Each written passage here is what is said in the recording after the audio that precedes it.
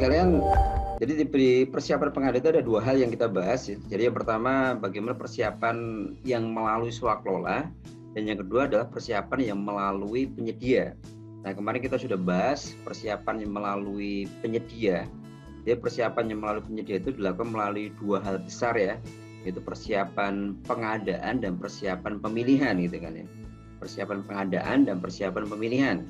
Persiapan pengadaan itu output akhirnya adalah membuat yang kita sebut sebagai dokumen persiapan pengadaan. Apa itu? HPS, rancangan spesifikasi, HPS dan rancangan kontrak. Jadi PPK menetapkan spesifikasi, menetapkan HPS dan menetapkan rancangan kontrak. Nah, untuk menetapkan rancangan kontrak tentunya ada beberapa hal yang harus ditetapkan juga oleh PPK, yaitu terkait dengan berbagai macam jaminan, kemudian uang muka gitu ya. Nah, kemudian ketika dokumen persiapan pengadaan sudah selesai, maka kemudian dokumen itu akan diberikan kepada PP atau Pokja, tergantung nanti ya metode pemilihannya, apakah melalui tender ataukah pengadaan langsung gitu ya. Nah, jadi seperti ini ya. Jadi dokumen ini persiapan pengadaan nanti akan diserahkan kepada UKPBJ. UKPBJ itu nanti Pokja pemilihan yang melakukan atau pejabat pengadaan gitu ya, tergantung pada nilai paketnya, nilai HPS-nya. Nah, kemudian UKPBJ atau Pokja pemilihan akan melakukan tindakan-tindakan yang intinya adalah menetapkan berbagai macam metode untuk melakukan pemilihan. Jadi sebenarnya UKPBJ atau Pokja pemilihan ya, atau PP itu sebenarnya tugasnya sama, yaitu apa? Yaitu mencari penyedia yang sesuai dengan keinginan dan kebutuhan dari PPK gitu kan. Jadi PPK itu kan menginginkan agar dicarikan penyedia, karena PPK tidak bisa mencari penyedia kecuali kalau purchasing ya, purchasing di atas 200 PPK bisa. Dan selain itu maka dilakukan oleh Pokja atau PP gitu kan. Jadi Pokja atau PP itu tugasnya sama, cuman beda di coverage nilai saja, Nah, kemudian Pokja atau PP akan mencari penyedia yang sesuai dengan keinginan dan kebutuhan dari PPK. Keinginan dan kebutuhan PPK itu diwujudkan dalam ini, dokumen persiapan pengadaan, spesifikasi. Jadi, saya ingin barang atau jasa seperti ini. Nah, itu berarti spek tuh. Spesifikasi itu kan karakteristik total dari barang atau jasa yang bisa memenuhi keinginan dan kebutuhan dari satker gitu kan. Kemudian nilainya sekian, nilainya tidak boleh lebih dari sekian, berarti HPS tuh, harga perkiraan sendiri. Kemudian nanti kalau penyedianya menang gitu ya, nanti akan saya kontrak seperti ini, yaitu rancangan kontrak. Jadi ibaratnya keinginan, kebutuhan itu ya diwujudkan dalam dokumen persiapan pengadaan. Nanti kemudian diserahkan pada UKPBJ atau Pokja pemilihan atau juga PP. Nah, nanti kemudian, nah ini yang dilakukan berikutnya. Nanti PP atau Pokja gitu ya akan melakukan review terlebih dahulu. Review terhadap apa? Review terhadap dokumen persiapan pengadaan. Akan direview dulu nih, spesifikasinya clear atau enggak, speknya ambigu atau enggak gitu kan, di review terlebih dahulu. Kemudian HPS-nya bagaimana, clear enggak, mencerminkan harga pasar atau enggak gitu kan. Di review terlebih dahulu, nanti ada beberapa hal yang direview ya. Ini yang direview ya, spesifikasinya kira-kira firm atau enggak gitu kan, ambigu atau enggak, jelas atau enggak kan. Spek itu kan ibaratnya kan menggambarkan keinginan kan. Kalau keinginannya nggak jelas, bagaimana kemudian bisa mendapatkan penyedia gitu kan. Jadi harus jelas tuh kan, speknya apa, keinginan itu apa, kebutuhannya seperti apa. Kan nanti itulah yang bahasa komunikasi yang akan ditangkap oleh penyedia gitu kan. Oh ternyata satker itu ingin barang jasa seperti ini. Nah, itu ya yang ditangkap oleh penyedia, yang nanti kemudian penyedia akan memberikan barang jasanya kepada kita gitu, kepada satker gitu. HPS-nya bagaimana? HPS-nya apakah mencerminkan harga pasar? HPS itu kan nanti sebagai dasar untuk menilai penawaran yang sah gitu kan. Kalau HPS-nya terlalu rendah gitu kan, ibaratnya orang itu menawar juga nggak untung gitu kan. Kan orang kan kalau nawar di atas HPS kan nanti kan gugur kan, kecuali untuk konsultan ya, Tapi untuk barang jasa dan konstruksi kan kalau dia nawar di atas HPS ya tentu gugur gitu kan. Jadi kalau orang itu HPS-nya terlalu rendah, ya gimana mau untung gitu kan kalau HPS-nya rendah gitu kan. Rancangan kontraknya bagaimana, udah firm atau enggak gitu kan, udah diisi semuanya atau belum gitu kan. Jadi rancangan kontrak itu sebenarnya sudah ada standarnya. Jadi LKPP itu membuat satu standar rancangan kontrak ya, tapi itu namanya standar, jadi harus disesuaikan gitu kan, sesuaikan. Nah kemudian itu rancangan kontraknya tuh, jadi clear atau enggak. Kemudian dokumen anggarannya, DIPA-nya apakah dananya sudah tersedia, apakah enggak dibintangi dan sebagainya, akunnya benar atau enggak gitu kan. ID-nya, ID paketnya. Nah ini menjadi penting nih ID ini. Kenapa? Karena di Perpres itu kan dikatakan tidak boleh melakukan pemilihan sebelum diumumkan di RUP. Nah, bukti bahwa sebuah paket itu diumumkan di RUP adalah apa? ID sirup ini. Kalau ada ID-nya berarti dia sudah diumumkan di RUP. Karena kayak RUP kan bagian dari transparansi pengadaan kan. Kemudian waktu pengadaannya, ini jadi penting juga waktu pengadaan. Jadi nanti si Pokjanya bisa menyusun jadwal itu pas gitu kan. Dan sampai ini PPK menetapkan tanggal sekian itu harus ada barangnya gitu kan. Artinya apa? Artinya berarti dia harus menarik ke belakang untuk membuat jadwalnya, karena untuk barang jasa tersedia itu kan sebelumnya apa? Dipilih dulu penyedianya kan. Dia ada waktu untuk memilih dulu. Berarti kan dia harus ngitung ke belakangnya. Itu menjadi penting waktunya. Kemudian analisis pasar bagaimana, penyedia itu di pasar bagaimana gitu, tersedia atau enggak gitu kan. Nah itu review. Nah kemudian dari review berikutnya apa? Berikutnya setelah firm gitu kan. Kalau misalnya nggak firm ya nanti Pokja akan mengembalikan pada PPK untuk diperbaiki gitu kan. Nanti setelah firm, setelah oke, maka kemudian Pokja akan menetapkan metode pemilihan, menetapkan metode kualifikasi, menetapkan persyaratan kualifikasi, evaluasi dan berbagai macam metode. Nanti kita bahas. Nah, output akhirnya ini adalah ini nih. Output akhirnya dari Pokja atau PP atulah menyusun dokumen pemilihan. Dokumen pemilihan inilah yang nanti akan menjadi aturan lah gitu ya, menjadi dasar untuk melakukan proses pemilihan. Jadi dokumen pemilihan itu ibaratnya disitulah penyedia itu bisa membaca persyaratan yang kita inginkan, barang jasa yang kita inginkan seperti apa, bagaimana menyampaikan penawaran dan sebagainya. Pokoknya intinya dokumen pemilihan adalah semua persyaratan ketika seorang penyedia itu ingin menawarkan barang atau jasa kepada kita gitu. Jadi dokumen pemilihan itu menjadi output akhir dari Pokja atau PP gitu kan, Pokja atau PP. Nanti kemudian dokumen pemilihan ini akan di-download oleh penyedia gitu ya. Nanti penyedia akan mempelajari, kemudian mereka akan memasukkan penawaran, yaitu nanti di tahapan pelaksanaan pemilihan. Jadi di tahapan persiapan kita sampai di output ini, membuat atau menyusun dokumen pemilihan gitu ya. Oke, kita lanjut sekarang.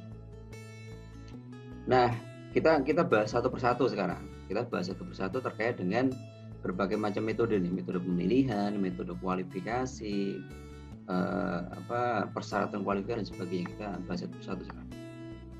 Nah, adik-adik, yang pertama kita bahas terlebih dahulu tentang metode pemilihan. Jadi metode pemilihan itu adalah ya ibaratnya cara gitu ya, cara untuk penyedia mendapatkan cara untuk Pokja itu mendapatkan penyedia gitu kan. Sama seperti misalnya milenial misalnya, saya ingin membeli HP misalnya gitu kan. Maka beli HP berarti lewat kan bisa macam-macam. Saya bisa pakai Lazada misalnya, saya bisa pakai Shopee, atau saya bisa datang langsung ke toko gitu kan. Itu metode. Nah, sama di pemerintah juga sama, ada berbagai macam metode. Yang pertama adalah electronic purchase gitu kan. E-purchasing berarti kan membeli secara elektronik. Nah, ini sekuensial ini urutan. Jadi urutan pertama ya, kalau misalnya barangnya ada di katalog maka gunakan katalog gitu kan. E-purchasing, karena ada berbagai macam kemudahan ketika kita menggunakan e-purchasing. Saya proses simple gitu kan, lebih efisien, lebih efektif. Kenapa? Karena harganya sudah pasti gitu kan, harganya sudah pasti. Kita bisa menawar gitu kan, tapi harganya sudah relatif standar. Efektif, tepat sasaran kan. Kita inginkan barangnya apa gitu kan. Saya ingin saya beli laptop merek ini gitu kan. Ya udah, itulah yang kita dapatkan di pasar katalog gitu kan. Beda dengan pengadaan langsung atau tender kan. Beda dengan tender lah kalau tender ya. Beda dengan tender. Kalau tender kan nanti kan sifatnya kan mereka menawarkan. Kita nggak bisa nyebut merek kan kalau tender kan. Nggak bisa nyebut merek. Jadi secara efektivitas ya lebih efektif kalau kita pakai purchasing, langsung kita inginkan barang itu, kita dapat barang itu gitu kan. Purchasing itu yang pertama. Yang kedua, kalau misalnya kita nggak bisa purchasing nih gitu kan, karena barangnya nggak ada di katalog, maka sequence yang kedua, pilihan yang kedua adalah pengadaan langsung gitu kan. Pengadaan langsung iya bisa kita lakukan kalau nilainya adalah sampai dengan 200 juta. Nilai apa tuh? Nilai HPS-nya. Nah, tadi kan kita PPK Pokja tadi kan mendapatkan HPS dari ini kan, dari PPK kan. Nah, nilainya berapa? Sampai dengan 200 juta. Berarti bisa pengadaan langsung. Pengadaan langsung itu nanti ada dua mekanisme ya. Ada namanya pembayaran langsung. Jadi pengadaan langsung itu ada dua hal nih.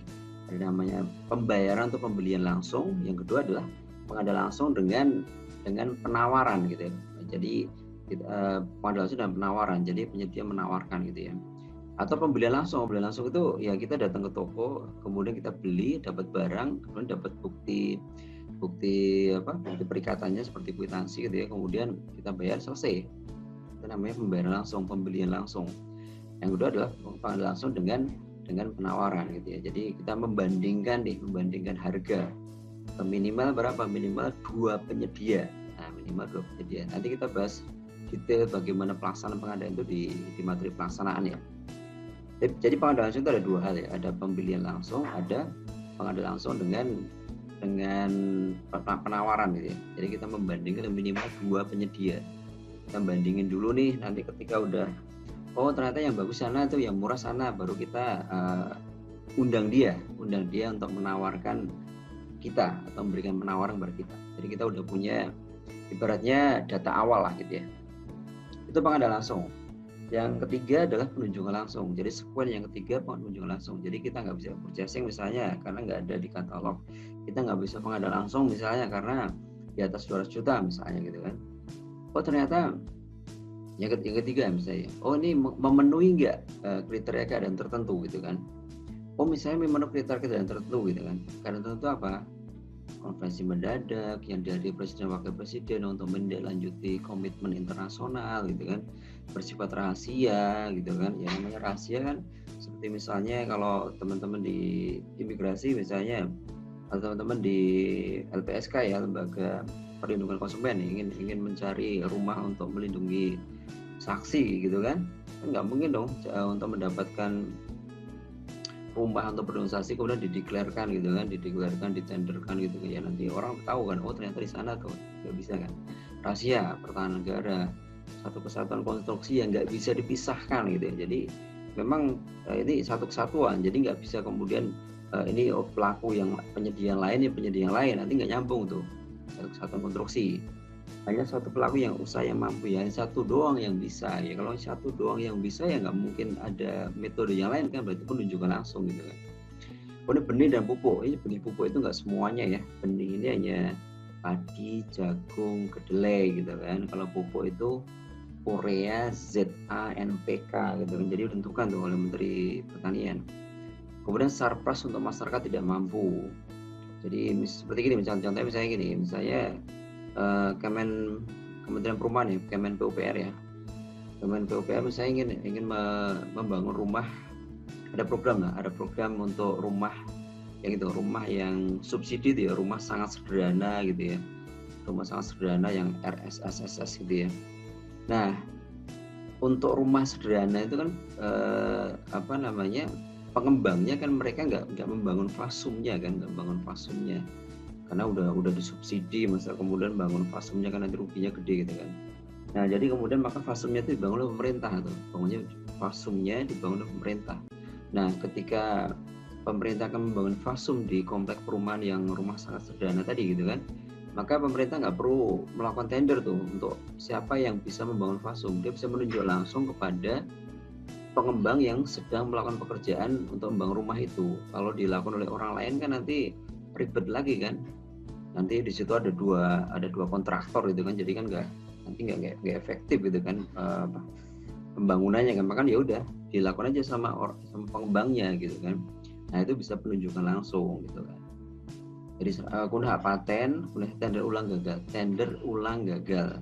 Jadi kan tender itu gini kan, tender kemudian Tender itu berbagai macam cara ya, apa namanya, tahapannya gitu ya, tender gitu kan, diumumkan gitu. Ternyata gagal itu macam-macam. Bisa gagal karena nggak ada orang nawar gitu kan, bisa gagal karena ada orang nawar tapi nggak lolos gitu kan. Nah, macam-macam kan, jadi bisa gagal tuh. Nah kemudian diulang lagi, tender ulang gitu kan, diumumkan lagi gitu kan, ternyata gagal lagi gitu kan. Nah baru kemudian bisa ke penunjukan langsung. Kemudian, nah jadi penunjukan langsung itu nggak bisa sembarangan tuh, harus memenuhi kriteria keadaan tertentu. Jadi kenapa? Karena penunjukan langsung itu lebih apa ya, kompetisinya itu ya nggak ada gitu. Namanya penunjukan langsung kan, kita nunjuk ke penyedia tertentu gitu kan, nggak ada kompetisi. Kalau nggak ada kompetisi berarti apa? Berarti kalau moral hazardnya lebih tinggi kan. Kalau seperti yang kasus kemarin kan, yang apa, Kemensos kan terkait penunjukan langsung. Jadi ya tadi karena moral hazardnya lebih tinggi ketika penunjukan langsung, beda dengan tender. Kalau tender itu kan dideklarkan, diumumkan, banyak orang yang nawar gitu kan, lebih kompetitif lah ibaratnya gitu. Kemudian nggak bisa penunjukan langsung karena nggak memenuhi kriteria keadaan tertentu, maka berikutnya pilihannya bisa tender cepat gitu kan. Tender cepat itu sebenarnya dia seperti tender gitu ya, seperti tender tapi waktunya cepat gitu kan. Jadi bisa 3 hari. Kalau tender biasa itu kan bisa 18 hari, bisa 24 hari kan, tergantung pra atau pasca. Nanti kita bahas belakang. Kalau pasca mungkin agak lebih cepat gitu kan. Kalau pra lebih panjang lagi tuh. Panjang lagi kalau pra. Nah, kalau tender cepat ini cepat gitu kan, cepat bisa 3 hari gitu kan. Nah, kenapa bisa cepat? Karena tadi ya, karena spek volumenya udah kita tentukan, udah rinci gitu kan. Jadi ibaratnya dari sisi teknisnya itu udah clear gitu kan. Saya pengen barang ini gitu kan. Makanya di tanda cepat kan kita bisa nyebut merek kan. Kita bisa nyebut merek. Jadi udah clear tuh. Keinginan kita udah clear, udah rinci, udah clear lah gitu kan. Nah, tinggal kemudian kita mengkompetisikan pada aspek harga. Ya, jadi lebih cepat gitu kan. Nah, syaratnya apa? Pelaku terkualifikasi dalam sikap. Ya, kalau nggak ada di sikap ya nggak ada penyedia yang bisa nggak memberikan barang jasa kepada kita di sikap, ya berarti kita nggak bisa tanda cepat gitu kan. Makanya pilihan terakhir apa? Tender gitu kan. Tender. Ya jika tidak bisa kita lakukan metode-metode yang lain, berarti kita pilihannya adalah tender gitu kan. Nah itu metodenya, itu metode pemilihan. Jadi metode pemilihan itu dari tender purchase sama dengan tender gitu kan. Ya kemarin di soal UTS ini kalian dapat bonus nih. Jadi ada soal yang kemarin yang ya salah lah gitu ya, salah. Kemudian kita sepakati untuk ini soal bonus ya, di Pilgan lumayan kan, dapat nilai 2 gitu kan, bonus. Oke, kemudian nah itu metode pemilihan untuk barang, konstruksi, jasa lain. Nah yang kedua kalau untuk jasa konsultan gitu, jasa konsultan. Jadi kalau tadi barang jasa konstruksi ada 5 ya, kalau konsultan ada 3, pengadaan langsung, penunjukan langsung atau seleksi. Pengadaan langsung kalau nilainya sampai dengan 100 juta. Jadi pengadaan langsung sampai, kalau untuk konsultan sampai 100 juta. Kalau di barang jasa konstruksi kan 200 juta ya. Penunjukan langsung gitu ya. Penunjukan langsung itu hampir sama lah dengan di barang jasa lain konstruksi ya. Dia memenuhi kriteria keadaan tertentu gitu kan. Keadaan tertentu. Apa itu? Satu pelaku usaha yang mampu. Jadi cuma satu doang gitu kan. Konsultannya cuma itu doang yang bisa gitu kan. Ya udah, nggak ada pilihan lain kan. Pemegang hak cipta. Konsultan hukum yang segera dan tidak bisa ditunda. Nah, konsultan hukum. Jadi konsultan hukum kemarin kan soal di UTS kan ini kan terkait dengan pengadaan konsultan hukum. Konsultan hukum itu cuma ada 2 cara metode pemilihan kan. Kalau nggak penunjukan langsung kalau memenuhi kriteria ini segera dan tidak bisa ditunda. Jadi negara menghadapi gugatan gitu ya. Kemudian kita butuh konsultan hukum yang segera gitu kan. Nah itu bisa penunjukan langsung. Kalau misalnya konsultan hukumnya nggak memenuhi kriteria ini, kriteria segera dan tidak bisa ditunda, maka metodenya adalah dengan metode pengecualian namanya. Nanti ini belum kita bahas nih. Ini materinya di materi terakhir, pengadaan khusus. Ya, makanya kemarin kan ada kesalahan gitu ya, Jadi ya cuman itu doang gitu. Maka kemudian ya udah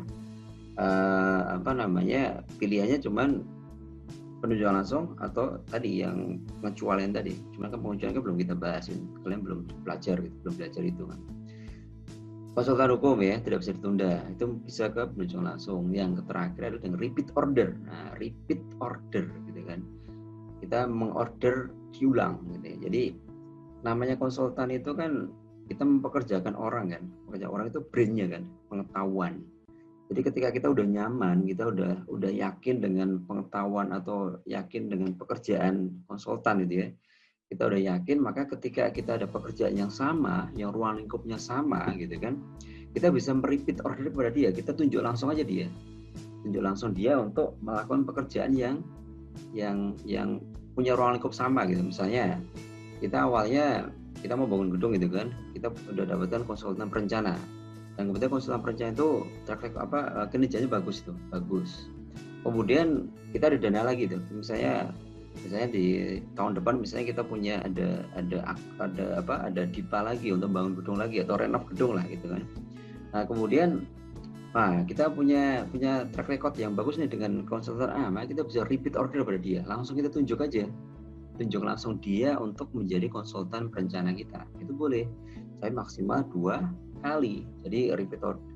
Jadi kalau pemilihan pertama gimana? Pemilihan yang pertama kali. Pertama kali ya dengan ini bisa pengadaan langsung, bisa penunjukan langsung, bisa seleksi, itu untuk pertama kali. Tapi kalau untuk yang kedua kita bisa repeat gitu kan, kita bisa penunjukan langsung. Kalau kita kita yakin dengan atau kinerja dari penyedia itu bagus, sampai dengan 2 kali.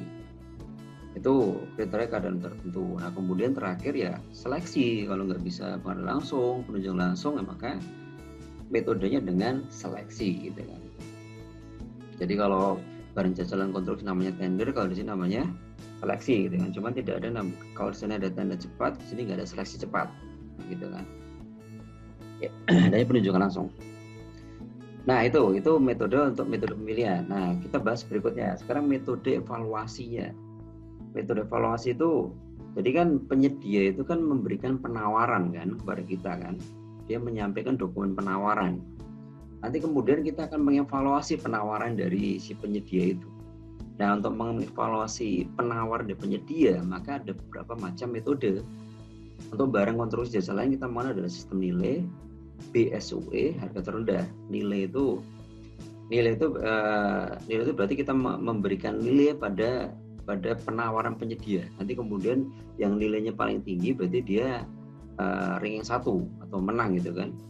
Yang ya kemudian berurut gitu kan, itu kan nilai sama seperti kalian gitu kan, ada nilainya kan bisa di ranking tuh, nomor 1 berapa, nomor 1 siapa, 2 siapa, 3 siapa. Nah sistem nilai itu namanya. Jadi kita memberikan nilai pada aspek teknis dan harga. Jadi dokumen penawaran penyedia itu ada 3. Jadi dokumen penawaran itu ada 3, administrasi, teknis, dan harga. Nah kalau sistem nilai itu berarti administrasi kan lebih ke ini ya, lebih beratnya administrasi itu memenuhi syarat atau tidak memenuhi syarat kan. Kalau namanya administrasi kan memenuhi syarat atau tidak memenuhi syarat. Jadi kalau sistem nilai berarti dari sisi administrasinya dia memenuhi syarat gitu kan. Kemudian nilai teknisnya, kemudian aspek teknisnya atau penawaran teknisnya, kemudian kita nilai gitu, nilainya berapa, kemudian kita kalikan dengan bobot. Kemudian nilai harganya berapa, kemudian kita kalikan bobot. Jadi yang menang adalah penyedia yang mempunyai kombinasi antara nilai teknis kali bobot teknis ditambah dengan nilai harga kali bobot harga, digabung di jumlah paling tinggi, berarti dia menang. Terus itu sistem nilai, gitu kan? Jadi kita menghitung pada aspek teknis dan harganya. Kita kuantifikasi dalam nilai. Nanti mungkin di materi pelaksanaan mungkin saya akan berikan penugasan kalian ya untuk bisa saya berikan sebuah data, nanti kalian tentukan siapa yang menang. Nah kemudian dengan teknis, dengan metode nilai gitu ya. Nah kalau BSUE apa nih? Kalau BSUE itu berarti kita menghitung biaya selama umur ekonomis gitu kan. Jadi kan biaya itu berarti berapa sih kalau kemudian kita mengambil barang dari penyedia A, APBN itu akan terkonsumsi berapa juta gitu kan, berapa totalnya berapa. Nah, APBN itu kan terkonsum dari berapa macam ini kan, berapa aspek kan. Yang pertama harga beli awalnya, kan. Yang kedua adalah biaya operasionalnya. Yang ketiga berapa biaya pemeliharaan. Kemudian nilai sisa itu maksudnya gini, kalau barang itu kita susutkan gitu kan, misalkan barang itu ada ini kan, ada umur ekonomisnya kan. Nah di akhir itu ada nilai sisa, ibaratnya udah nilai umur ekonomisnya udah habis gitu kan. Tapi barang itu kalau kita jual gitu ya, masih ada nilainya, itu namanya nilai sisa gitu kan, nilai sisa. Sama seperti kalian, kalau misalnya kalian beli laptop gitu kan, nah biaya kalian beli laptop itu kan kalau kita dengan biaya sesuai kan, yang pertama kan berapa harga belinya, kemudian yang kedua berapa biaya operasionalnya untuk servis laptopnya kalau ada rusak dan sebagainya gitu. Kemudian biaya pemeliharaannya gitu, biaya operasional pemeliharaannya. Kemudian nanti terakhir nilai sisa umur ekonomi sudah habis, laptop itu masih bisa dipakai, kita jual masih laku gitu, itu nilai sisa. Ya kalau BSU itu berarti kita menjumlahkan tuh harga tambah biaya operasional tambah biaya pemeliharaan dikurangi nilai sisa. Harga terendah berarti yang paling murah gitu kan, paling murah. Nah ini yang banyak dipakai di pemerintah, ini pakai harga terendah. Karena kan jadi kalau di sini tuh kalau barang jasanya itu sederhana gitu, barang jasa sederhana yang di pasar itu banyak yang bisa gitu kan, nah kita pakai harga terendah. Tapi kalau barang itu kompleks gitu ya, kompleks yang rumit ya gitu kan, kita pakai nilai atau BSUE gitu kan, nilai atau BSUE. Jadi makanya kan lebih banyak kita pakai itu harga terendah. Nah kalau konsultan maka ini ya, kualitas biaya Paku Anggaran biaya terendah. Kalau kualitas biaya itu seperti nilai, seperti metode nilai sama nih. Cuman bedanya di apa? Bedanya di ini aja, di di pembobotan bobotnya. Kalau di sistem nilai di barang jasa dan konstruksi, itu sistem nilai itu bobotnya, kan tadi kan teknis sama harga kan ya. Teknis itu bobotnya itu 10-30 gitu ya. 10-30 harga itu 10-30 berarti 70-90. Nah, jadi kan nanti kombinasinya kan bisa ngambil 90-10, 80-20 atau berapa? 30-70 ya, 30-70. Jadi itu kombinasinya. Kalau nilai di barang jasa konstruksi. Jadi aspek teknisnya adalah 10-30% gitu ya. Sama seperti ini kan kalian UTS 30 bobotnya, UTS 30, UAS 30, kemudian aktivitas 40. Itu kan itu bobotnya sama. Ini kalau teknis berarti 10-30, 10-30. Harga itu 70-90. Jadi gede di harga. Nah, beda dengan di sini nih, di konsultan. Konsultan kualitas biaya itu sama seperti tadi di nilai, cuma di aspeknya pembobotannya. Bobotnya di sini kalau kualitas itu, jadi di sini teknis ya, teknis itu dia lebih gede nih, 60-80 ya, 60-80. Jadi 60-80, kemudian biayanya 20-40. Nah kan beda di ini aja, beda di bobotnya saja. Kalau caranya sama, kita nilai teknis kita kalikan bobot teknis, nilai biaya kita kalikan bobot biaya. Itu kualitas biaya. Jadi yang menang adalah yang punya nilai terbaik lah antara teknis dan biaya. Kualitas, nah ini beda nih kalau kualitas. Kalau kualitas itu kita mana yang paling bagus teknisnya, nilai teknisnya paling bagus. Jadi di sini aspek teknisnya, nilai teknisnya paling bagus mana? Harga nggak masalah, gitu kan? Harga nggak masalah. Berapapun harganya nggak ada masalah dulu nih. Jadi nggak digugurkan. Walaupun saya orang nawarkan di atas HPS misalnya, nggak apa-apa, biarin aja gitu. Bahkan orang menawarnya di atas paku misalnya, nggak gugur gitu kan. Kenapa? Karena nanti ada negosiasi, itu uniknya di konsultan. Nanti kita tentukan siapa yang pemenang 1, cadangan 1, 2. Jadi urutan itu hanya untuk urutan siapa dulu kita nego. Nah itu kan konsultan gitu. Kalau barang jasa dan konstruksi kan enggak. Barang jasa dan konstruksi itu begitu. Ini pemenang 1, cadangan 1, cadangan 2, maka cadangan 1 nanti langsung tanda tangan kontrak gitu kan dengan PPK. Kalau konsultan enggak, urutan 1, 2, 3, nanti ada urutan untuk siapa nego duluan, dan nego duluan kepada siapa. Jadi walaupun saya orang nawarnya di atas HPS, di atas pagu bahkan ya, maka nggak kita guguran dulu, nanti kita nego. Nah, negonya nanti ketemu nggak gitu kan, namanya orang nego kan, bisa nggak dia turun ya, biar pagu kita memenuhi. Oh ternyata dia nggak mau, ya udah berarti gugur di situ, kita ke 2 gitu kan, ke yang nomor 2, 3 dan seterusnya. Pagu anggaran, nah pagu anggaran itu dia teknis terbaik tapi yang di bawah pagu. Nah, jadi ini pagunya menentukan tuh, orang nggak boleh di atas pagu, kalau di atas pagu dia gugur. Jadi di bawah pagu yang teknisnya terbaik.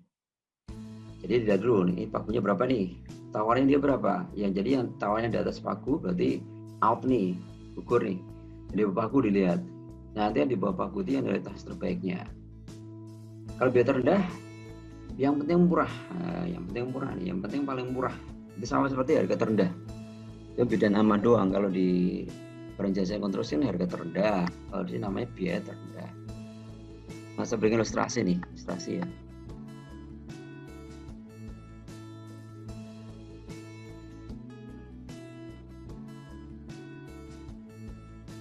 Nah ini, jadi ilustrasinya nih. Jadi kalau kita pakai sistem nilai gitu kan, kayaknya kemarin udah saya sampaikan ya.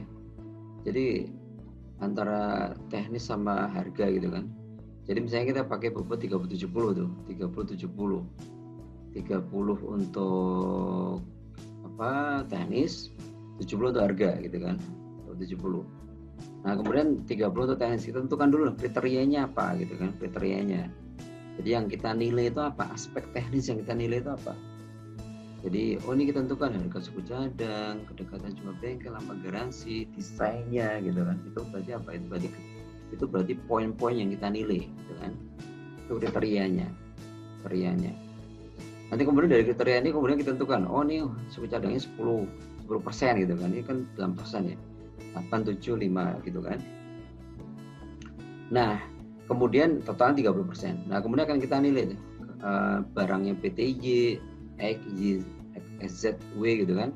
Kita nilai gitu kan. Ini aspeknya nilainya berapa? Kemudian kita kalikan bobot teknisnya berapa? Dapatlah 6. Nilainya berapa? Kita kalikan bobot teknisnya 8, berarti dapat 3. Total tuh. 16, 30 dan sebagainya. Kemudian juga sama, ini di aspek harga pun juga sama. Jadi kita harus mengkuantifikasi harga menjadi sebuah nilai gitu kan. Jadi artinya semakin murah dia nilainya semakin bagus, semakin mahal nilainya semakin jelek. Nah, berarti kita harus mengkuantifikasi harga menjadi nilai gitu kan. Nah, kemudian ya bagaimana gitu. Jadi caranya dari kita cari dulu ya yang harga terendah mana nih, harga terendah. Harga terendah adalah 2,3 gitu kan. 2,3. Jadi harga terendah dibagi dengan nilai penawaran yang kita hitung gitu ya. Seperti ini kan, harga terendahnya 2,3. Yang kita nilai adalah ini 2,3. Berarti 2,3 dibagi dengan 2,3 gitu kan, dikalikan 100 ya. 100 kemudian dikalikan bobot. Ketemulah 70 gitu kan. Jadi kan berarti kan 1 gitu kan, 1 dikalikan 100 dikalikan 70% gitu kan, berarti ya 70 gitu kan. Ini dapatlah paling rendah, paling murah, dia dapat nilai paling tinggi gitu kan. Kemudian berikutnya semakin mahal dia semakin kecil gitu kan, semakin mahal semakin kecil. Ini paling mahal berarti semakin kecil, paling kecil ya kan. Jadi kan 2,3 dibagi 2,7 dikalikan 100 dikalikan 70% gitu kan, dapat 59. Nah itu ya, jadi semakin mahal dia semakin kecil nilainya. Nanti kemudian kita gabung antara nilai teknis sama nilai biaya, kita gabung. Nanti yang paling tinggi berarti dia menang. Nah ini yang paling tinggi nih, PTX. PTX itu sebenarnya kan kalau kita dari sisi harga ya, PTX ini paling tinggi deh kan, harganya paling mahal ya. Harganya paling mahal, tapi dia aspek teknisnya paling tinggi gitu. Jadi dia menang tuh. Karena kontribusi harga itu cuma 70. Ada kontribusi teknisnya 30% gitu kan. Jadi nggak melulu harga nih. Itu kalau aspek teknis. Kalau BSUE apa? BSUE itu berarti biaya selama umur ekonomis. Kita menghitung tuh berapa sih biaya yang dikonsum gitu kan. Jadi APBN itu keluar berapa untuk menggunakan produknya dari PT X, PT Z, PT W gitu kan. Jadi kalau kita pakai produk PT X gitu kan, oh berarti APBN akan terkonsum 7M gitu kan. Kalau pakai PT Z 7,6, kalau PT W 7,7. Jadi ternyata yang paling murah kalau kita mengkonsum PT X gitu kan. Walaupun dia harga beli awalnya dia mahal tuh. Dia harga beli awalnya 3 miliar kan, ini 2,7, ini paling murah tuh. PTW itu paling murah dia, harga beli awal, harga penawarannya gitu. Paling murah, tapi dia biaya operasional pemeliharaannya dia mahal gitu kan. Ya sama aja kan, kita dapat harga murah di awal tapi kita tekor di pemeliharaannya, sama aja gitu kan. Tapi kalau ini kan harganya mahal di awal tapi biaya operasionalnya dia kita ringan tuh. Nah, itu contohnya. Jadi kita menghitung biaya selama umur ekonomis gitu kan. Jadi 7 miliar dapat dari mana? 2,2 tambah 2,4 dikurangi 600 ditambah 3 miliar dapat 7. Itu kan BSUE. Nah, kalau tadi dari kalian bisa membedakan kalau yang di konsultan nih.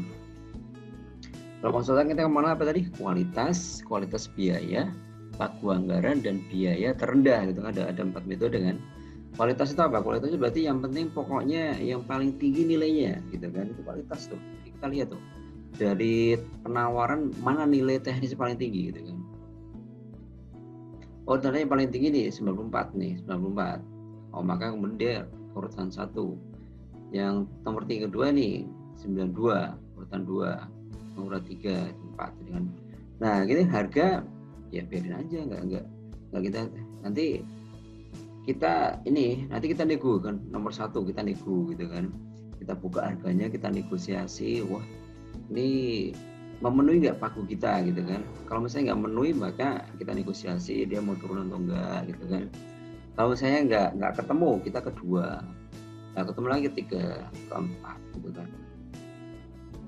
Kalau nggak ketemu ya berarti gugur, diulang lagi sampai 3 sebenarnya, 1, 2, 3. Kalau nggak dapat ya berarti kita seleksi ulang. Itu kalau kualitas. Kalau kualitas, kemudian berikutnya kualitas dan harga. Kualitas harga itu ini sama seperti sama seperti nilai gitu kan, sama seperti nilai. Jadi kita menjumlahkan aspek harga dan aspek teknis. Kita jumlahkan. Jadi nilai teknis kali bobot teknis, nilai biaya kali bobot biaya kita jumlahkan, nanti ya kita peringkat 1, 2 dan sebagainya gitu kan. Nomor 1, nomor 2 dan sebagainya. Itu kualitas harga. Nah, kalau yang berikutnya kan pagu anggaran kan. Kalau pagu anggaran apa? Pagu anggaran itu adalah nilai teknis terbaik tapi yang di bawah pagu. Nah, ini kan kita lihat tuh mana sih yang bawah pagu gitu kan. Ini passing grade itu apa sih? Passing grade itu gini, passing grade itu minimal. Jadi minimal orang itu untuk lolos teknis itu adalah sekian. Atau kalau di anak-anak kalau sekolah itu ada KKM gitu kan. Jadi orang bisa naik kelas kalau memenuhi KKM gitu kan. KKM itu nilai standar minimalnya gitu kan. Sama ini passing grade itu standar minimal. Jadi orang bisa lolos teknis kalau nilainya 60 gitu kan. Nah, kemudian kalau pagu anggaran berarti mana nilai teknis terbaik di bawah pagu? Kita lihat yang di bawah pagu mana nih? Oh, ini enggak lulus karena di atas pagu, ini di atas pagu. Nah, ini bawah pagu nih, pagunya 85, dia 83 kan. Di bawah pagu. Wah, ini enggak di atas pagu, enggak lolos. Ini sama ini enggak dievaluasi nih karena di sini udah gagal tuh. Kemudian 83, di bawah pagu nih. Nah, yang di bawah pagu kita lihat mana nilai teknis terbaik. Nah, ternyata ini 66. Ini sama-sama di bawah pagu tapi dia 65. Nah, itu berarti yang menang dia nih. Dengan 1. Kalau biaya terendah pokoknya yang paling murah mana? Nah, itu kan yang paling murah mana? Jadi pokoknya nilai teknisnya yang penting passing grade-nya lolos gitu. Yang penting minimal saja. Minimalnya saja, baru kemudian dari minimal mana yang minimal lolos, baru kemudian yang paling murah. Nah, ini. Jadi beda kan, kalau ini tadi kan nilai teknis terbaik. Kalau ini kan yang paling murah. Jadi belum tentu ini nilai teknis terbaik kalau kita biaya terendah. Nilai teknisnya bukan yang terbaik, gitu kan. Tapi yang penting ini apa, passing grade saja, minimal saja gitu kan. Baru nanti yang paling murah mana. Nah itu bedanya. Jadi kita tahu kan bedanya kualitas biaya paguannya biaya terendah. Nanti kalian bisa baca apa ininya ya, apa teorinya ya. Jadi intinya seperti itulah. Kualitas biaya ini biasanya untuk kompleks ya. Kualitas biaya itu untuk pekerjaan yang kompleks ya. Kualitas konsultan perorangan juga kita pakai kualitas. Konsultan perorangan kita pakai kualitas. Pagu anggaran deh. Kemudian nah yang untuk pekerjaan sederhana kita pakai biaya terendah. Untuk pekerjaan sederhana gitu ya. Yang kebanyakan kita pakai biaya terendah.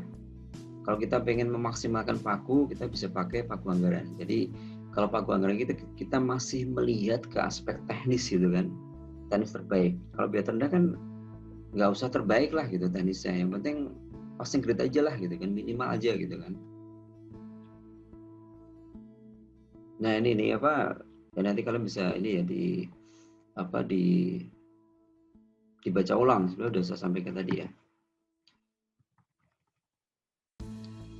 Nah itu adalah metode pemasukan atau metode evaluasi ya, metode evaluasi. Jadi metode evaluasi adalah metode yang kita pakai untuk mengevaluasi penawaran dari penyedia, gitu kan. Nah berikutnya adalah metode penyampaian dokumen penawaran.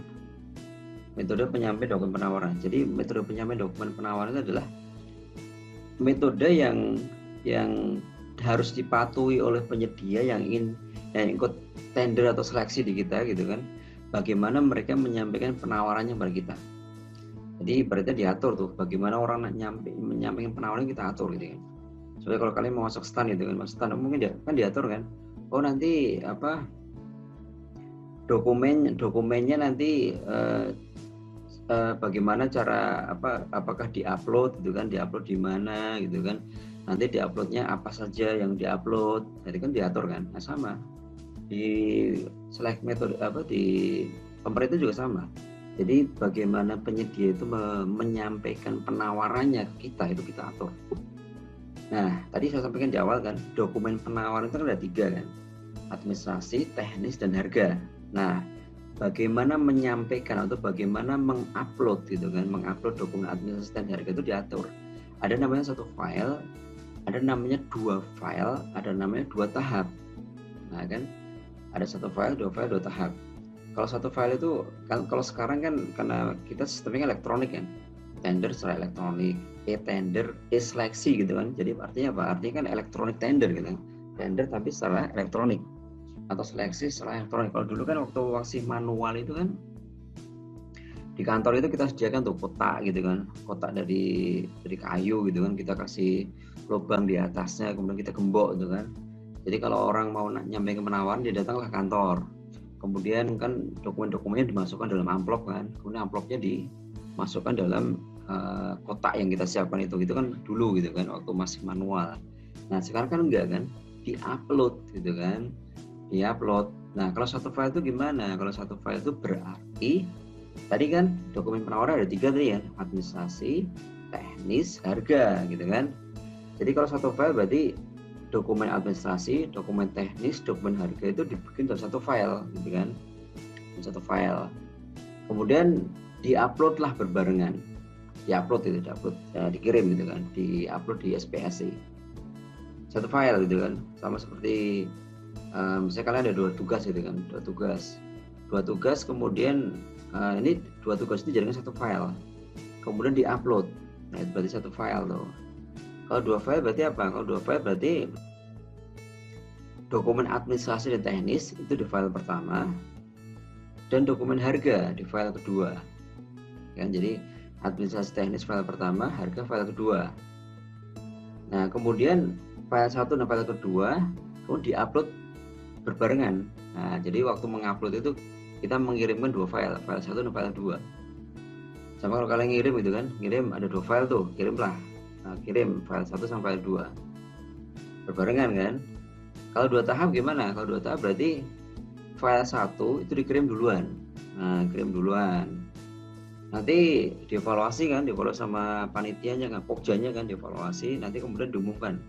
Oh, siapa saja yang boleh menyampaikan file kedua. Nah, nanti kemudian yang dinyatakan boleh tadi kemudian mengupload file kedua.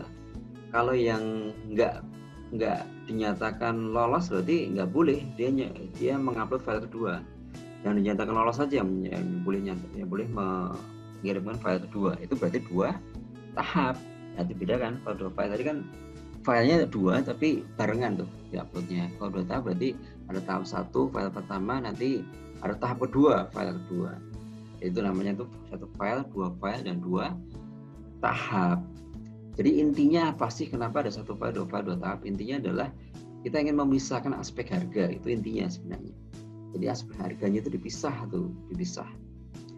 Ya contohnya gini deh, contohnya misalnya Mawar misalnya kan ingin beli HP gitu kan. Kemudian misalnya minta orang tua gitu kan, Pak beliin HP dong gitu kan. Kemudian orang tuanya mau misalnya, yaudah deh kamu beli HP gitu kan. Orang tuanya Mawar nggak menentukan harga. Apa yang dilakukan? Pasti Mawar akan beli yang paling bagus gitu kan speknya. Mungkin akan beli iPhone 12 mungkin kan. Karena apa? Karena kan harganya nggak ditentukan kan. Jadi bebas-bebas jadi memilih teknis terbaik. Beda dengan kalau misalnya orang tuanya Mawar bilang gini, oke, kamu beli HP gitu kan, tapi nggak boleh lebih dari 5 juta. Beda kan? Pasti kemudian Mawar akan mencari tuh teknis terbaik yang kemudian nilainya harganya itu di bawah 5 juta. Nah itu. Jadi intinya adalah kita ingin memisahkan harga, sehingga nanti ketika dievaluasi itu kita nggak terpengaruh pada harganya berapa. Itu 1 file, 2 file, 2 tahap. Nah itu penggunaannya tuh kalau 1 file itu untuk barang konstruksi jasa lain yang menggunakan metode evaluasi harga terendah. Jadi ini pasangannya gitu kan. Jadi kalau harga terendah itu pasangannya 1 file. Kalau untuk barang konstruksi jasa lain ya. Atau kalau jasa konsultan dia yang jasa konsultan dengan metode pengadaan langsung penunjuk langsung. Jadi jasa konsultan pengadaan langsung penunjuk langsung kita pakai 1 file. Kalau yang bukan pengadaan langsung penunjuk langsung 2 file. Jadi ini temennya nih atau penggunaannya lah gitu ya. Kalau 2 file berarti barang jasa lain konstruksi ya, yang memerlukan penilaian teknis terlebih dahulu. Jadi kita pengen teknisnya dulu nih. Artinya apa? Kita jangan terpengaruh harga, berarti kita berdua file.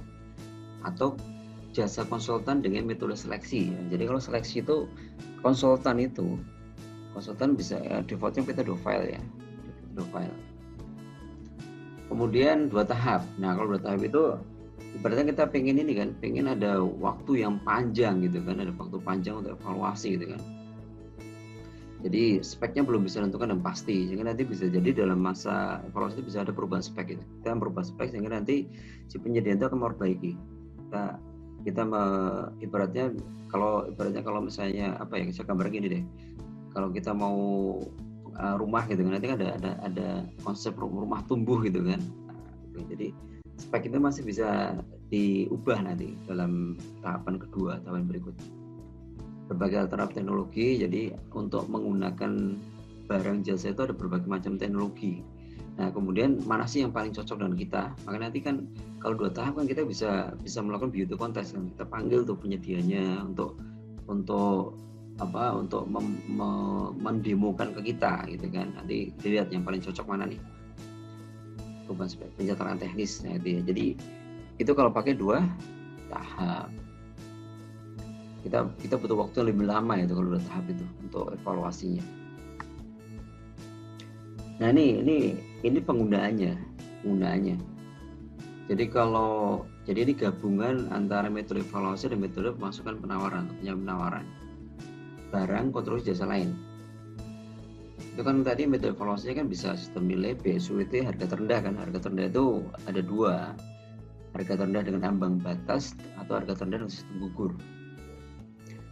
Bedanya apa sih gitu ya? Kalau harga terendah sistem gugur itu ya pokoknya yang ini harga terendah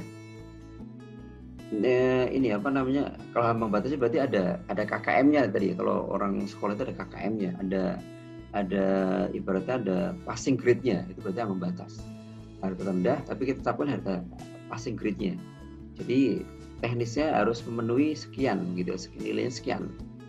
Gugur udah deh, yang penting ini aja deh, yang penting minimal aja lah, yang penting apa namanya, yang penting memenuhi syarat gitu kan, memenuhi syarat ya. Kemudian kalau jadi yang murah mana gitu kan, kalau harga rendah ambang batasnya kita masih pada aspek nilainya, itu kita pasti oke nilai sekian gitu kan, nggak cuman paling murah, tapi harus lolos ke nilai sekian, passing grade-nya berarti gitu, itu ambang batas. Nah ini temennya nih, kalau sistem nilai maka berarti temennya 2 file. Kalau BSUE temennya 2 file, nggak mungkin sistem nilai 1 file, nggak mungkin. Karena sistem nilai itu kan untuk pekerjaan sederhana. Kalau sederhana itu kita pakai sistem gugur, harga terendah kalau sederhana. Dan kita nggak ada ambang batas ya, harga terendah ambang batas ya, harga terendah dan sistem gugur. Kalau kita masih memperhatikan aspek teknisnya, ambang batasnya kita pakai 2 file. Kemudian kalau kita butuh waktu yang lama untuk evaluasi, kita bisa ke 2 tahap. Kita butuh pencatatan teknis gitu kan, perubahan spek ya, kita bisa pakai ke 2 tahap. Kualitas, nah kualitas tadi untuk konsultan ya, konsultan badan usaha ya, konsultan badan usaha bisa kualitas biaya baku anggaran biaya terendah ya. Nah itu defaultnya adalah 2 file. Jadi kalau konsultan defaultnya 2 file. Kemudian kalau konsultan perorangan kita pakai kualitas, tapi sama 2 file juga. Nah itu namanya apa? Itu namanya ini adalah pasangannya. Jadi antara metode dengan metode penyampaian evaluasi itu ada pasangannya. Gitu. Kemudian berikutnya adalah metode kualifikasi. Jadi kita menentukan ya metode evaluasi, kemudian pemasukan penawaran gitu kan.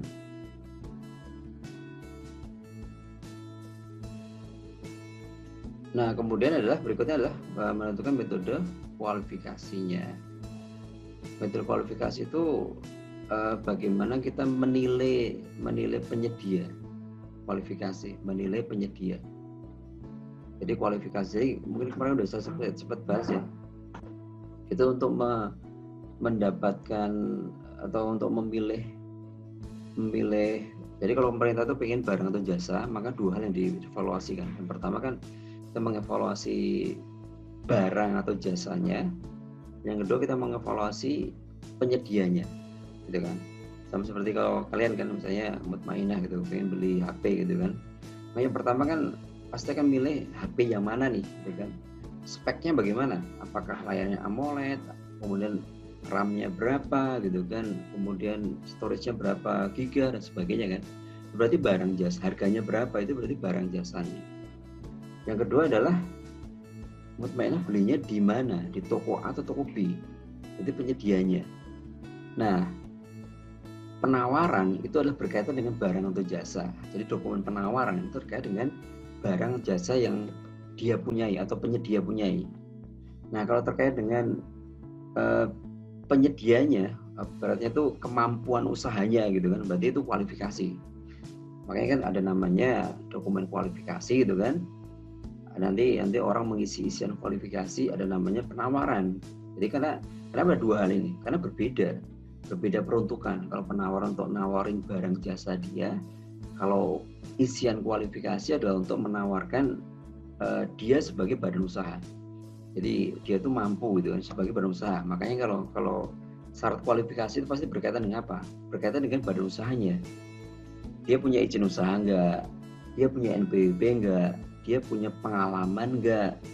Gitu kan. Jadi badan usahanya itu. Kalau barang dia bagus enggak, spek barangnya bagus atau enggak, itu berarti di penawaran.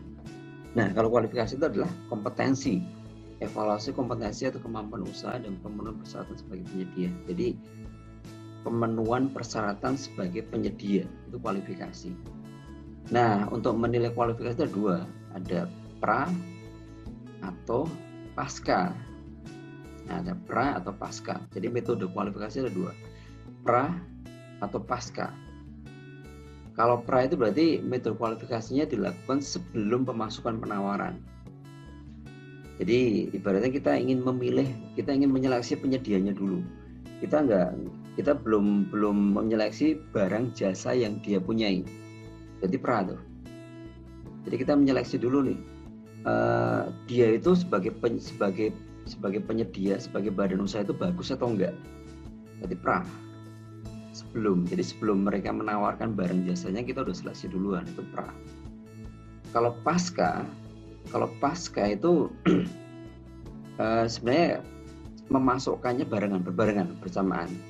Jadi kalau tadi pra itu kan berarti kan kualifikasi dulu baru nanti penawarannya kan.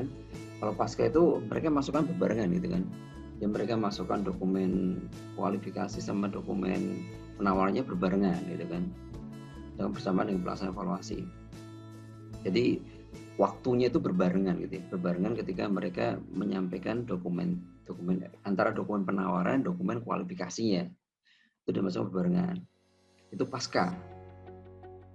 Tapi nanti di waktu evaluasinya sih walaupun masukannya berbarengan gitu ya, nanti mengevaluasinya memang dalam tahapan yang sama tuh. Dalam waktu evaluasi yang sama, tapi nanti Pokja itu ini dulu barang jasa penawarannya dulu dievaluasi, baru setelah itu baru kualifikasinya bagaimana. Tapi bersamaan dalam rentang waktu yang sama. Kalau pra kan enggak. Rentangnya berbeda tuh, rentang mengevaluasi kualifikasi dan rentang mengevaluasi penawaran itu berbeda. Pra. Nanti mungkin kalau kita bahas di jadwal mungkin kalian lebih paham. Itu pra sama pasca. Nah itu penggunaannya antara pra sama pasca. Jadi kalau untuk barang konstruksi jasa lain ya, untuk tender barang konstruksi jasa, kalau barang jasa dan konstruksi kan namanya kan tender kan. Nah kalau barang jasa dan konstruksinya itu barang jasa lain yang kompleks itu bisa dua hal tuh. Bisa nilainya di atas 100 miliar itu berarti kompleks. Nilainya di atas 100 miliar berarti kompleks. Atau teknologinya memang khusus itu kan. Teknologinya khusus berarti dia kompleks. Nah kalau kompleks kita pakai pra. Kalau nggak kompleks, yang sederhana gitu kan, kita pakai pasca untuk barang jasa dan konstruksi.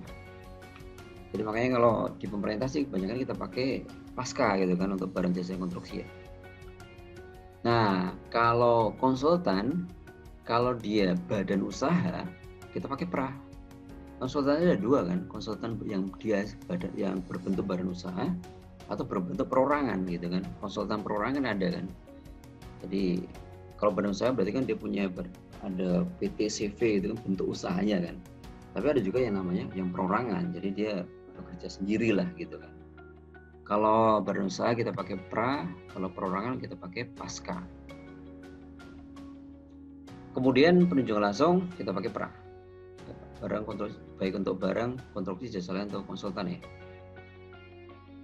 Untuk purchasing pengadaan langsung tender cepat tidak dilakukan kualifikasi karena penyedia sudah tersedia. Jadi kalau purchasing itu kan sudah ada sebelumnya kan sudah ada ini kan, sudah ada tender dan negosiasi kan di awal kan, udah ada tender negosiasi, jadi berarti udah ada ininya, udah ada mekanisme awalnya untuk mereka masuk di katalog kan, jadi udah di berarti dari sisi kualifikasi udah clear lah, dari sisi badan usahanya itu clear. Pengadaan langsung juga sama, pengadaan langsung itu kan kita udah namanya pengadaan langsung itu kan sebelum kita mengundang orang gitu kan, kita sudah punya referensi awal kan, sudah mencari referensi awal dia itu baik atau enggak. Karena pengadaan langsung kan kita membandingkan kan, maka kita berarti kualifikasi udah clear duluan. Jadi kita sudah punya referensi awal kalau pengadaan langsung. Kemudian ya tanda cepat kalau udah disikap kan, orang masuk sikap kan itu perlu dievaluasi. Tadi kompleksitas tadi, kompleks itu adalah risiko tinggi, teknologi tinggi, desain khusus dan sebagainya, itu berarti kriteria kompleks gitu kan. Nah sekarang metode evaluasi kualifikasi. Jadi kalian bedakan ya antara metode evaluasi kualifikasi atau metode evaluasi penawaran, itu berbeda. Kalau metode evaluasi penawaran kan ada, kalau tadi barang jasa konstruksi ya, ada nilai, BSUE, harga terendah kan. Kalau di konsultan kan kualitas biaya pengeluaran dan biaya terendah kan. Jadi kan beda tuh, namanya antara itu namanya metode evaluasi penawaran. Kalau metode evaluasi kualifikasi ini gugur atau pembobotan, nah kan beda kan. Jadi kalau konsultan kita pakai bobotan ambang batas, kalau barang jasa konstruksi kita pakai gugur. Nah, kenapa beda? Kenapa konsultan kok pakai bobotan gitu kan? Kenapa kalau barang jasa konstruksi pakai gugur? Ini berkaitan dengan ini, berkaitan dengan outputnya. Kalau konsultan, kita tuh nanti mencari yang kita sebut sebagai shortlist, daftar pendek, peserta seleksi, shortlist. Shortlist itu ditentukan 3-7 ditentukan ya. Jadi minimal 3, maksimal 7 orang, 7 penyedia. Jadi dibatasi shortlist itu dibatasi. Nah, kalau barang jasa konstruksi maka ini nggak dibatasi. Kalau gugur itu kan kalau memenuhi syarat berarti lolos. Kalau nggak memenuhi syarat berarti nggak lolos, itu kan gugur kan. Jadi kalau misalnya yang memenuhi syarat itu 100 berarti 100 lolos. Dia menjadi peserta tender. Peserta tender maksudnya apa? Peserta yang nanti boleh menawarkan barangnya gitu kan. Boleh menawarkan kan tadi kan kualifikasi kan kita menilai penyedianya dulu kan. Nanti kalau yang lolos berarti baru dia boleh nawarin barangnya. Jadi kalau misalnya 100 orang yang lolos gitu kan, karena gugur kan, berarti 100 orang itu bisa nawarin barangnya kita. Kalau konsultan enggak, shortlist gitu kan, shortlist. Jadi enggak semuanya. Kalau misalnya yang lolos itu 100 kita nanti kita bobot, kita nilai, nanti kita kita pakai urutan gitu kan, kita pakai urutan. Nanti kita ngambil berapa? Ngambil 3-5 ya, ngambil 3-5. Nanti kemudian berarti ya udah 3 atau 5, misalnya 5 gitu kan, 5. Berarti 1, 2, 3, 4, 5. Yang 6 ke bawah berarti nggak boleh nawarin barangnya kita. Kayak gitu. Jadi beda kan? Kalau tadi barang jasa konstruksi kan 100 orang, berarti 100 orang boleh nawarin barang kita. Boleh membuat dokumen penawaran. Tapi kalau di shortlist kan enggak, 5 doang gitu kan, hanya 5 aja yang boleh. Makanya kan biar kita bisa mendapatkan bisa meranking tadi ya, meranking berarti kita nilai gitu kan, kita bobotkan, kita nilai, nanti kemudian kita dapat nih nilai yang paling bagus nomor 1, 2, 3. Kalau gugur kan nggak bisa. Kalau gugur kan namanya kan memenuhi syarat atau nggak memenuhi syarat. Nah gitu kan bedanya. Nah gitu, jadi kan kalau konsultan kita pakai shortlist, kalau ini tetap peserta tender. Orang berapa yang lolos dia boleh nawarin barang jasanya pada kita. Itu metodenya. Ya ini pelaku usaha yang telah terkualifikasi dan sikap tidak perlu ya. Jadi pelaku usaha yang sudah ada sikap berarti nggak perlu membutuhkan kualifikasi kan. Udah disikap kan berarti kan udah clear kan. Ujamnya dilarang menambah persyaratan kualifikasi yang diskriminatif dan tidak objektif. Jadi ini larangan di Perpres tuh. Mungkin sekarang relatif lebih tertib lah. Dulu waktu masih zaman jariah. Jadi kan saya itu mengalami ketika dulu masih pakai Kepres 80 gitu kan, masih zaman manual gitu kan. Pakai Perpres 54, 70 dan kemudian Perpres 2 sekarang kan Perpres 16 gitu kan. Jadi dulu itu banyak orang itu membuat persyaratan diskriminatif. Tujuannya apa? Tujuannya adalah untuk mengurangi persaingan ya. Jadi mereka ingin mengutamakan penyedia setempat Pemda tertentu ya misalnya. Oh karena pengadaan kita di daerah A gitu kan.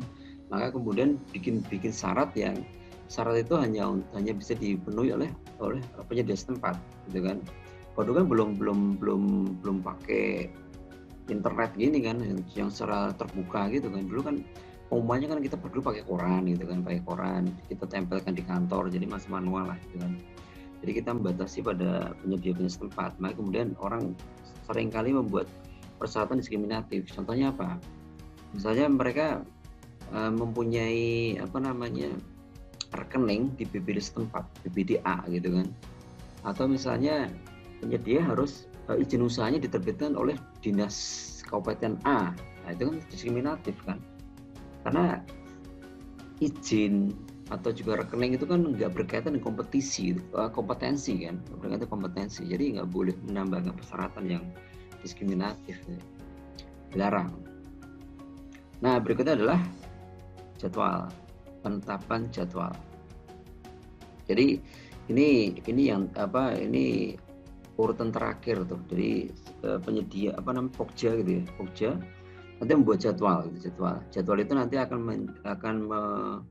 menjadi dasar gitu ya, menjadi dasar untuk melakukan proses pemilihan gitu kan. Proses menjadi bikin jadwalnya. Kapan pengumuman, kapan masukkan penawaran, kapan penjelasan tendernya, kapan evaluasi, kapan pengumuman. Jadi dibikin jadwalnya. Jadi jadwal pemilihan untuk setiap tahapannya ditetapkan berdasarkan alokasi waktu yang cukup bagi Pokja dan peserta pemilihan sesuai dengan kompleksitas pekerjaan.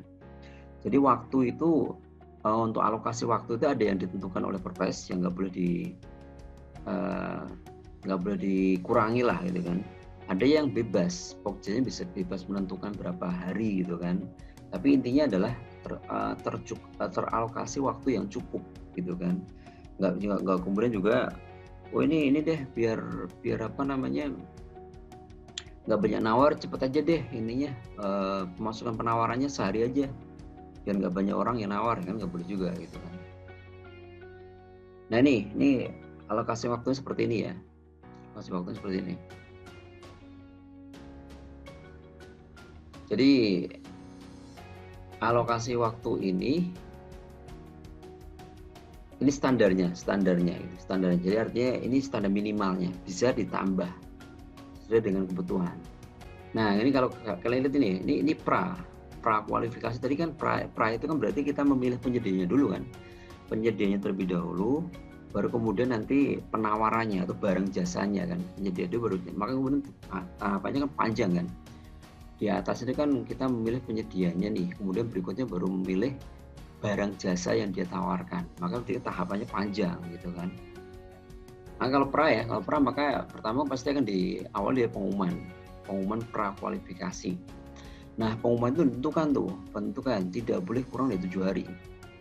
7 hari apa? 7 hari kalender. Namanya internet itu kan libur pun nggak libur gitu kan. Orang di libur pun bisa melihat, mengakses kan. Beda kalau manual kan, kita tempel di kantor gitu kan. Jadi kalau kantornya nggak buka ya kita nggak bisa melihat gitu kan. Jadi kalau ini karena pakai elektronik ya, maka kita pakai kalender, jadi 7 hari kalender. Hari Minggu, hari libur dihitung. Nah, cuman akhir hari kerja, akhir hari tahapan itu adalah hari kerja. Jadi misalnya gini nih, misalnya 7 hari gitu ya, 7 hari misalnya mulainya di hari Rabu gitu kan. Rabu, Kamis, Jumat, Sabtu, Minggu, Senin, Selasa. Nah, jadi kan Selasa tuh kan. Tapi Sabtu Minggunya dihitung. Jadi kita pakai hari kalender, tapi akhir proses harus hari kerja. Kenapa seperti itu? Nanti kalau misalnya ada kendala nanti penyedia itu bisa confirm ke satkernya atau confirm ke LPSC ya, karena sekarang kan melalui Pokja ya, bukan ke satkernya, ke Pokjanya kan. Jadi bisa confirm ke satkernya, misalnya ada kendala mengupload gitu kan, maka kemudian bisa confirm ke LPSC gitu kan. Nah kemudian jadi 7 hari. Kemudian pendaftaran pengunduhan dokumen, ini ketentuannya adalah kapan kita kapan penyedia mendaftar atau mengunduh dokumen gitu ya. Mengunduh dokumen berarti download dokumen ya. Itu ketentuannya adalah 1 hari sebelum batas akhir penyampaian dokumen. Jadi batas akhir penyampaian dokumennya kapan? Maka berarti pendaftaran dan mengunduhnya adalah 1 hari sebelumnya. Itu ketentuannya. Jadi tergantung kalau kita misalnya penyampaian dokumennya panjang gitu kan, panjang ya bisa jadi mungkin bisa kalau misalnya 10 hari gitu ya, berarti hari ke-9, berarti kan hari ke-9 harus udah batas penutupan gitu ya, pendaftaran pengunduhan dokumen.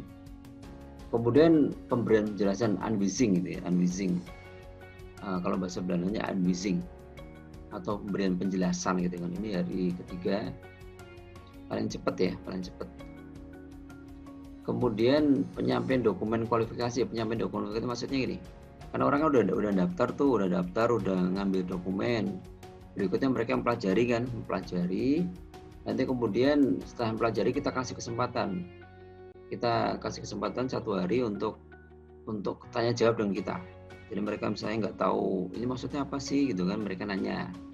Maka ada namanya pemberian penjelasan. Kita ngasih penjelasan, kemudian orang yang nggak jelas bisa nanya di situ. Ini pakai online sih, seperti kalian WA gitu kan,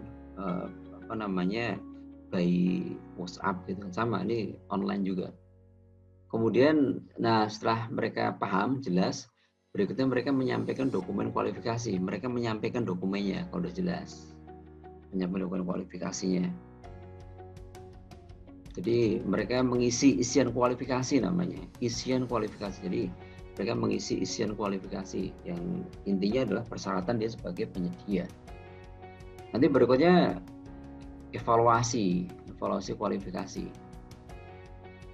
Jadi evaluasi itu kapan? Evaluasi ya sejak. Jadi gini, kalau pra itu begitu orang masukkan kualifikasi, langsung kita buka. Nanti kemudian kita buka, kita evaluasi. Kalau misalnya ada yang kurang, kita bisa minta atau penyedia untuk melengkapi.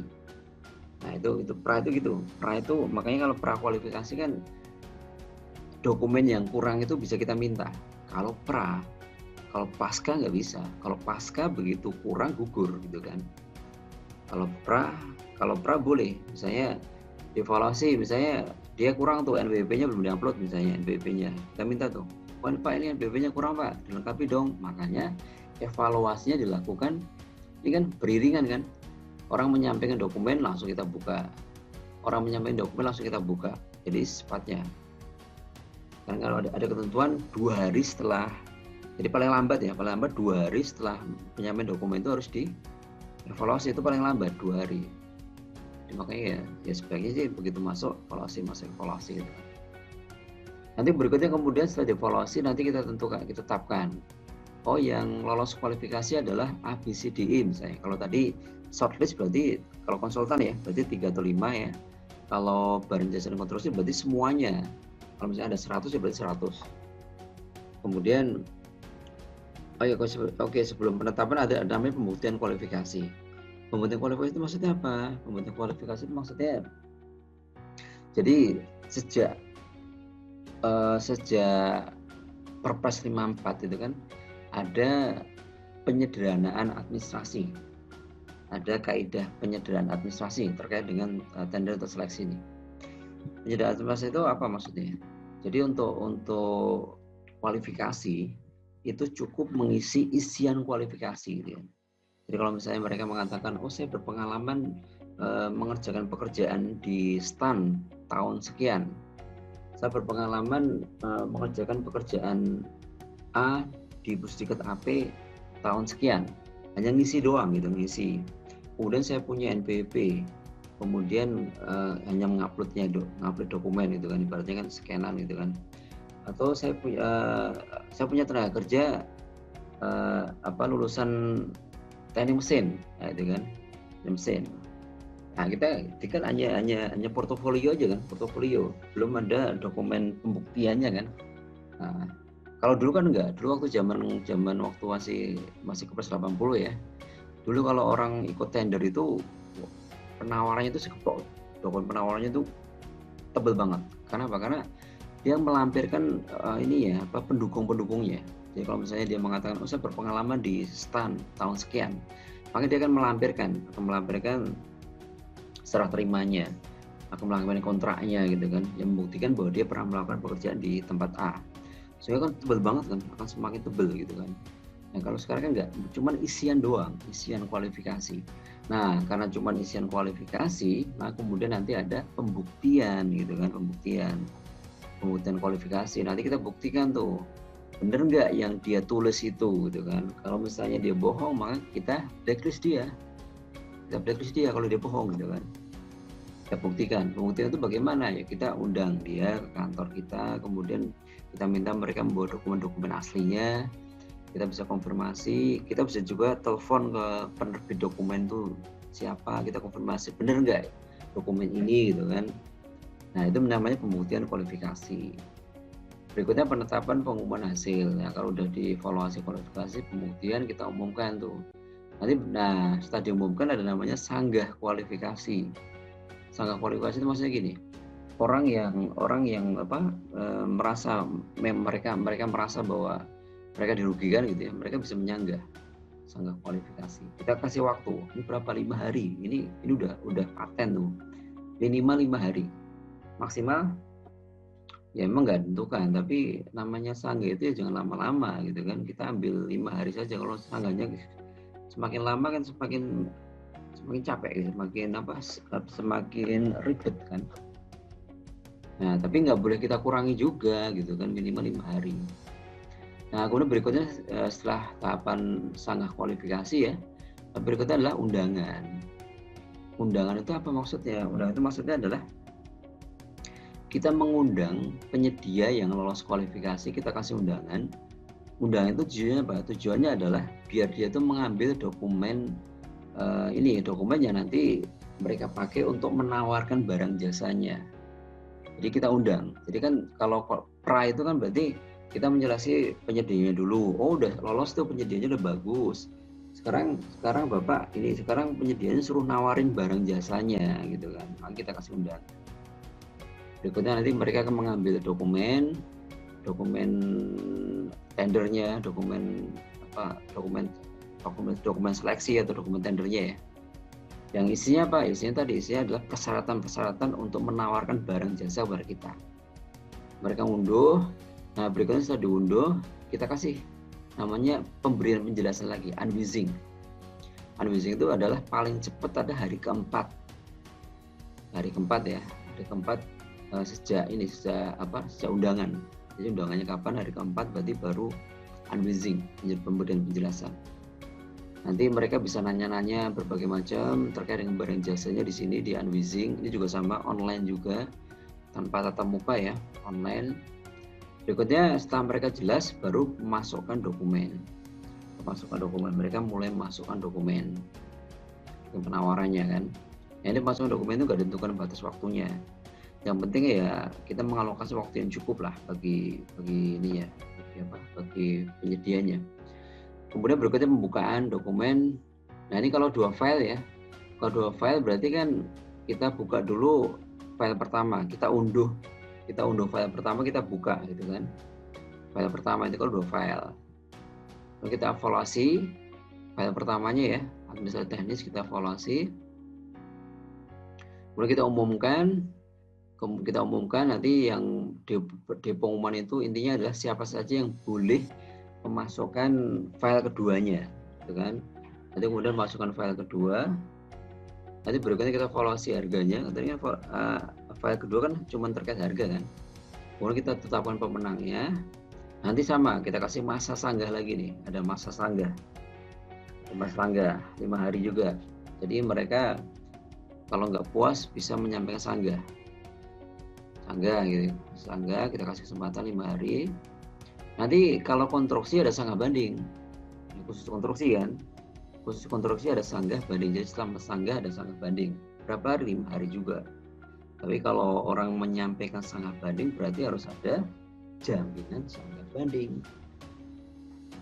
Jadi ya boleh aja orang menyanggah banding, boleh-boleh aja. Tapi sampaikan ya jaminan sanggah banding. Nanti kalau kalah, jaminan sanggah banding itu dicairkan kemudian setor ke negara. Jadi negara untung nih dapat PNBP karena orang nyanggah banding gitu kan.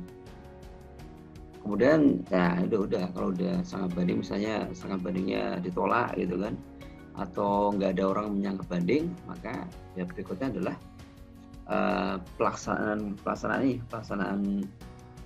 kontraknya ya sampai dengan serah terima barangnya. Ini gitu kan, selesai. Nah, ini kalau pasca nih. Nah, kalau pasca kan beda kan.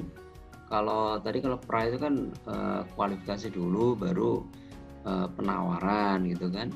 Kalau pasca enggak, ini lebih simpel nih. Lebih pendek. Karena antara kualifikasi dan penawaran jadi satu, dimasukkan barengan. Dimasukkan, nanti kita evaluasinya dalam rentang waktu yang sama gitu kan. Ini pengumuman, ini sama nih 7 hari nih. Maaf, ini 5 hari kalau untuk pasca 5 hari, kalau untuk pra 7 hari, kalau pasca 5 hari. Kemudian berikutnya setelah itu orang daftar ngambil dokumen ya.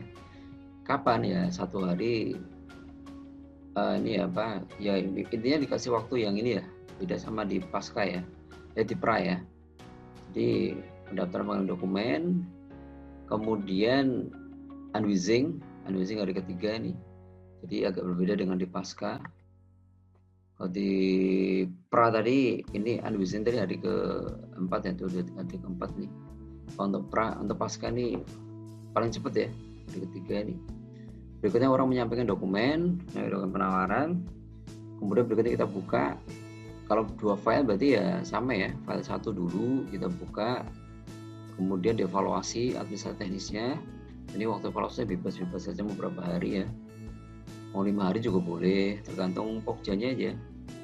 Kemudian nanti evaluasi administrasi teknis. Kemudian berikutnya diumumkan mana yang lolos di administrasi teknis. Nanti kemudian yang lolos di administrasi teknis mereka menyampaikan dokumen harga gitu ya, menyampaikan dokumen harga. Kemudian kita buka. Kalau 2 tahap ya, kalau 2 file ya berarti ya langsung aja kita buka file keduanya. Kalau 2 file, kalau 2 tahap berarti mereka menyampaikan file keduanya. Tapi kalau 2 tahap berarti kalau 2 file berarti file keduanya langsung kita buka. Yang kita buka adalah yang lolos file pertama. Kalau yang file pertama nggak lolos, file keduanya kita abaikan. Evaluasi harga, kemudian sama pembuktian kualifikasi ya. Jadi ini kualifikasinya ini berbarengan dalam waktu yang sama dengan evaluasinya tuh. Kemudian penetapan masa sanggah sama masa sanggah. Kalau ada konstruksi berarti sangat banding. Nah, jadi lebih simpel kalau pasca kualifikasi. Itu penetapan jadwalnya. Nah, kemudian ini output akhirnya. Output akhir dari dari proses pemilihan ini adalah membuat dokumen pemilihan. Itu output akhirnya adalah dokumen pemilihan. Output akhirnya. Nah, dokumen pemilihan itu ada 2 gitu kan, ada 2. Kan tadi kan saya sampaikan kan namanya memilih itu kan memilih barang jasanya dan memilih penyedianya kan. Jadi memilih barang jasanya dan memilih penyedianya ya kan. Maka kemudian untuk memilih barang jasa dan penyedia kita butuh 2 dokumen. Dokumen kualifikasi dan dokumen tender seleksi pengunjung langsung ya, tergantung namanya nih. Kalau kita pakai tender berarti dokumen tender, kita pakai seleksi dokumen seleksi. Nah, nanti dari dokumen-dokumen ini, dokumen itu peruntukannya untuk apa? Kalau dokumen kualifikasi adalah peruntukannya adalah untuk menilai penyedia.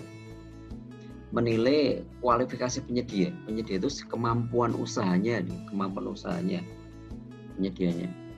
Kalau dokumen tender seleksi berarti menilai penawaran barang jasanya kan. Kalau ini penyedianya, kalau ini barang jasanya. Nah, dari sini dokumen kualifikasi dari kita nih, dari pokjanya mengupload dokumen kualifikasi, mengupload dokumen tender gitu kan. Dan kemudian mengunduh. Nah, setelah diunduh kemudian mereka mengisi, diunduh, kemudian dipelajari. Kalau nggak jelas, nanti kan tadi ada unwitting kan, ada pemberian penjelasan. Nanti mereka bisa nanya-nanya gitu kan. Nah, kemudian kalau misalnya nggak kalau udah jelas itu kan mereka mengisi isian kualifikasi. Jadi mengisi formulir isian kualifikasi. Ini by elektronik juga ini. Sama seperti kalau kalian bikin email ya, bikin email kan ada isian-isian ya, nama, kemudian emailnya namanya apa gitu kan, tanggal lahir dan sebagainya. Nah, sama lah seperti mengisi di kalau kalian bikin email gitu kan, mengisi formulir isian kualifikasi. Nah, kalau di sini mereka dari dokumen tender mereka pelajari gitu kan, kalau nggak paham mereka nanya. Nah, setelah paham mereka membuat dokumen penawaran. Beda kan, kalau ini isian kualifikasi, kalau ini penawaran. Kalau ini untuk penyedianya, kalau ini untuk barang jasanya. Nah, berikutnya ini, ada pra atau pasca gitu kan, ada pra atau pasca. Kalau pra itu berarti mereka menyampaikan ini dulu, isian kualifikasi dulu. berarti pra tuh. Jadi mereka mengisi kualifikasi dulu, baru nanti mereka menyampaikan penawaran. Di pra. Kalau pasca berbarengan tuh antara mereka memasukkan atau mengisi isian kualifikasi dan memasukkan dokumen penawaran barengan. Mereka nguploadnya barengan dalam masa yang sama gitu kan, barengan. Tapi nanti kan kalau di jadwal tadi kan ini pembuktian kualifikasi belakangan kan, pembuktian kualifikasi belakangan. Jadi sama tadi di sini juga tadi pembuktian kualifikasi. Oh ini pra ya, ini yang pasca nih, yang pasca pembuktian kualifikasi belakangan. Jadi pasca setelah kita evaluasi penawarannya baru ke kualifikasinya gitu kan. Jadi paskanya itu walaupun masukannya berbarengan, tapi nanti pembuktiannya itu belakangan gitu, pasca gitu. Tapi masukannya berbarengan. Jadi mereka ketika masukkan sini ya, masukkan di dokumen ini ya, dokumen penawaran ini ya, sekaligus mereka mengisi isian kualifikasinya berbarengan. Kalau di sini kan berbeda kan, kualifikasi dulu baru penawaran gitu kan. Nah, jadi pra atau pasca tadi ya, pra atau pasca. Nah, kalau penawaran cara masukannya ada 1 file, 2 file, 2 tahap. 1 file tadi kan administrasi teknis harga dalam 1 file. Kalau 2 file berarti administrasi teknis file pertama, harga file kedua. Kalau 2 tahap berarti file keduanya dimasukkan di tahap yang kedua. Metode evaluasinya gitu kan, metode evaluasi. Kalau metode evaluasi kualifikasi berarti ada gugur untuk barang konstruksi jasa lain. Kalau konsultan berarti pembobotan. Nanti ada kita nilai gitu kan. Kenapa kita nilai? Karena kita pengen shortlist. Kita pengen mendapatkan daftar pendek gitu kan. Nggak usah semuanya. Kalau ini enggak. Kalau metode evaluasi ke barang jasa untuk penawaran kita pakai ada harga terendah nilai SPSUE. Kalau konsultan ya berarti barang kualitas biaya penganggaran dan biaya terendah untuk jasa konsultan. Nah itu sekarang untuk materi terkait dengan persiapan pengadaan. Jadi ini sebenarnya sisa materi yang belum kita selesaikan di pertemuan kemarin ya. Nah kita sebenarnya masih ada materi untuk hari ini ya. Nanti untuk hari ini terkait dengan swaklola. Tapi sebelum ke swaklola, kalau misalnya ada yang mau kalian confirm sebelum nanti tambah materi, takutnya tambah bingung gitu kan. Lebih baik ini clearkan dulu baru nanti kita masuk ke materi baru. Jadi kalau ada yang belum jelas ya silakan ditanyakan. Sambil saya ke portal nih. Takutnya saya lupa. Ya silakan, tadi siapa? Nah, saya Gifari Pak, izin bertanya. Gifari, gimana Gifari? Boleh dijelasin lagi nggak Pak metode yang tadi jasa konsultasi yang kualitas dan biaya Pak? Kualitas biaya?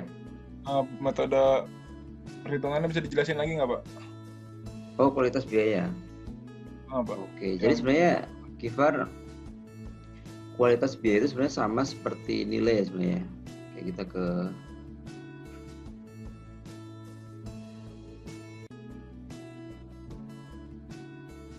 ini ya.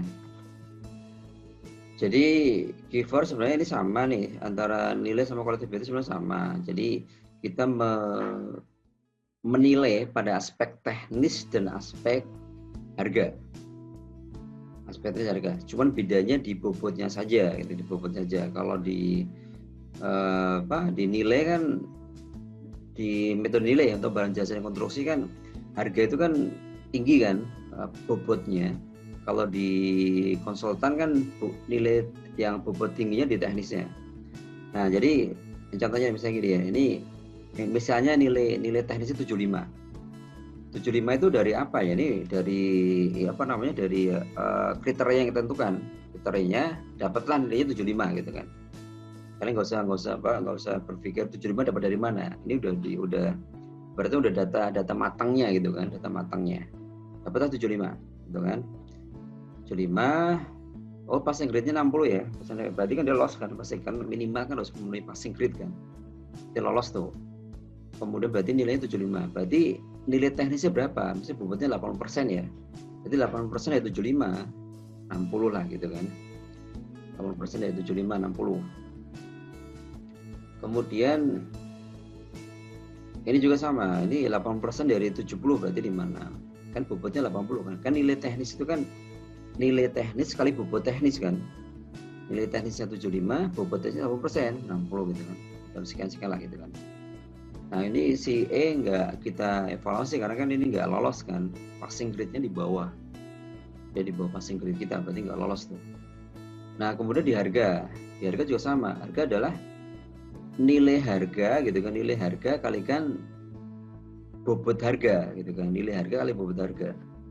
Nah berarti kalian harus nyari dulu nih nilai harganya berapa, gitu. Nilai harganya berapa. Nilai harga itu berarti kan ini harga penawaran kan 900. Harga kita cari yang paling rendah mana nih? Yang paling rendah. Karena kan paling rendah dia nilainya paling tinggi kan. Oh, nilai paling rendahnya adalah 800 ya. Misalnya kita mau nilai yang 900 ya. Berarti kan 900 per 800, yang paling rendah kan 800 kan. Sorry ya, balik ke 800 per 900 berarti kali 100. Kemudian kali berapa kali 20% ya, 20%. Berapa tuh? Ya ketemulah 17,8 lah gitu kan. 17,8. Nah kemudian digabung berarti 60 sama 17,8 77,8. Kalau digabung lagi nanti yang paling tinggi berarti dia paling gede dengan apa? Paling tinggi berarti dia peringkat 1. Paling nanti berikutnya peringkat 2, 3 dan seterusnya kayak gitu. Kayak gitu ya, Gifar. Bisa dipahami nggak, Gifar? Pak, tadi yang 17,8 tuh dapat dari mana, Pak? Boleh diulangi, Pak? Berarti kan 800. Coba kita ke Excel ya. Berarti tadi kan paling murahnya kan 800 ya, paling murah 800 kan.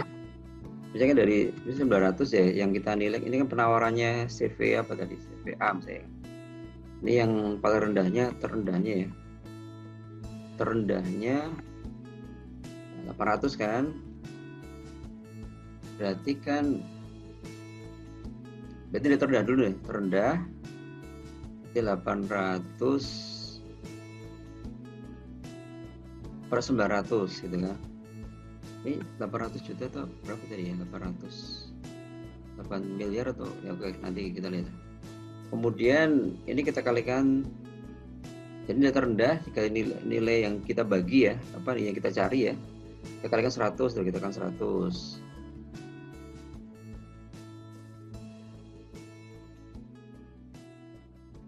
Kemudian kalikan 20% ya. 20% berarti berapa? 0, berapa itu? 0,2 ya.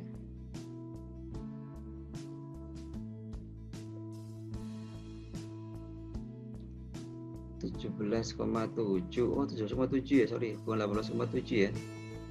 Oh iya ini berarti salah input berarti di sini tadi berapa tadi? Oh iya 17,8 bener, cuma pembulatannya aja ini, pembulatan. Jadi tadi kan 17,8 kan, 17 ini kan dibulatkan 17,8 kan, kayak gitu. Jadi ketemulah nilainya gitu kan, tinggal jumlahkan di apa teknisnya tadi berapa tadi? Teknisnya tadi ya dijumlahkan lah intinya gitu. Jumlahkan dengan aspek teknis ya.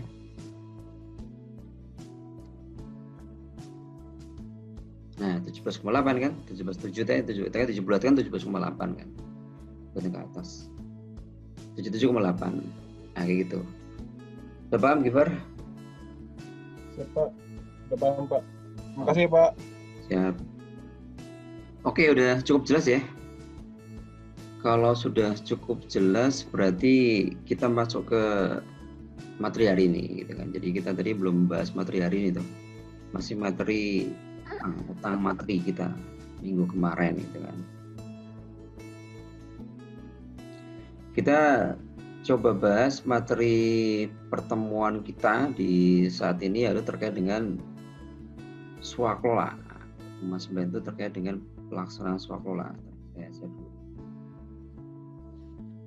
Baik, sekarang kita masuk ke kuliah kita hari ini sebenarnya. Ini materi kita hari ini yaitu terkait dengan pelaksanaan PBJ melalui swakola. Jadi kan kita udah bahas perencanaan, kemudian kita sudah bahas persiapan swakola.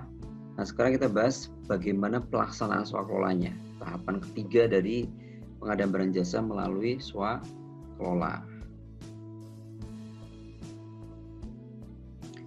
Jadi ini peraturannya di Perlem 8 ya. Jadi kalau kalian nanti mau lebih detailnya, kalian download tuh peraturan Kepala LKPP nomor 8 tahun 2018 itu tentang pelaksanaan PBJ melalui swakelola.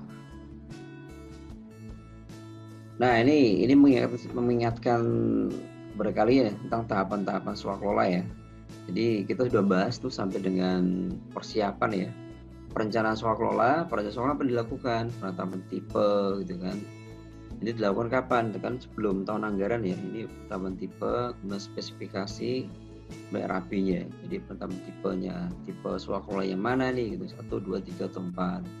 Kemudian speknya, penyusunan spek ya. Kalian harus clear tuh, penyusunan ya, bukan penetapan. Karena penetapan spek itu artinya di tahapan persiapan. Penyusunan iya, penyusunan di tahapan perencanaan. Penyusunan spek, KAK, udah penyusunan RAB. Penyusunan RAB. Nah, nanti kemudian itu persiapan. Kemudian berikutnya tahapan persiapan. Perencanaan. Berikutnya tahapan persiapan. Persiapan itu adalah penetapan sasaran, kemudian penyelenggaraan swakelola, rencana kegiatan, jadwal RAB ini kita bahas juga di pertemuan kemarin ya. Kemarin kita sudah bahas. Nah, kemudian di pelaksanaan.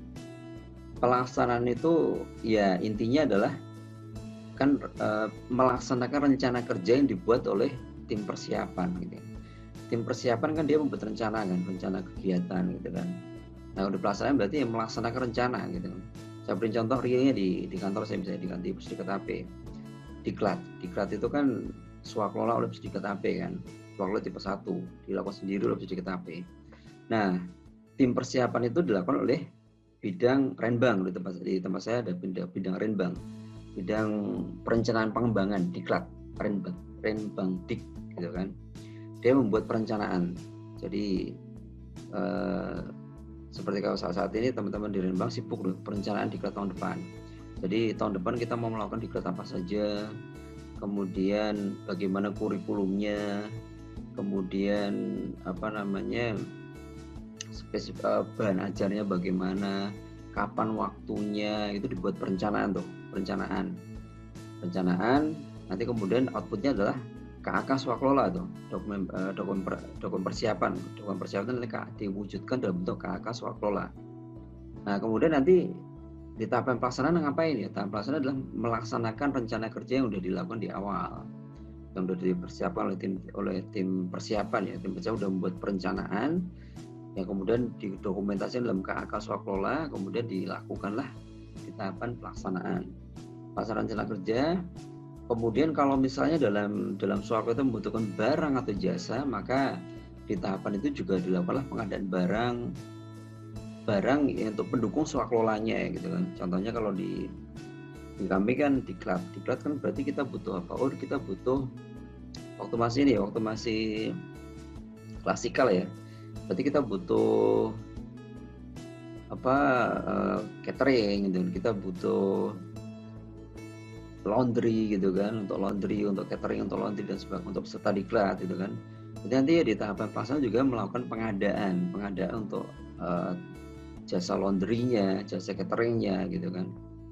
Kemudian pembayaran untuk swakelolanya ya. Kalau misalnya dalam swakelola itu memerlukan pembayaran ya, bayaran misalnya honor gitu kan.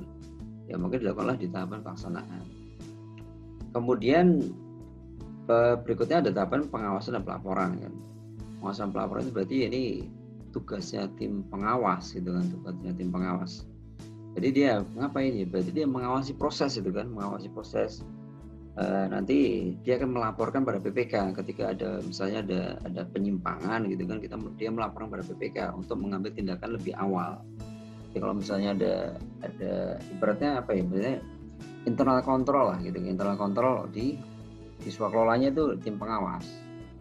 Tim pengawas pengendalian dia akan mengawasi administrasi dan keuangan, kemudian bagaimana penggunaan bahan-bahannya untuk swakelola, apakah efisien atau inefisien dalam penggunaannya, kemudian apakah penggunaan bahannya kalau misalnya sisa apakah kemudian dikembalikan gitu kan kepada PPK kan pelaksanaan itu kan nanti kan pengadaan barang jasa kan dilakukan melalui proses pengadaan seperti biasa lah gitu kan.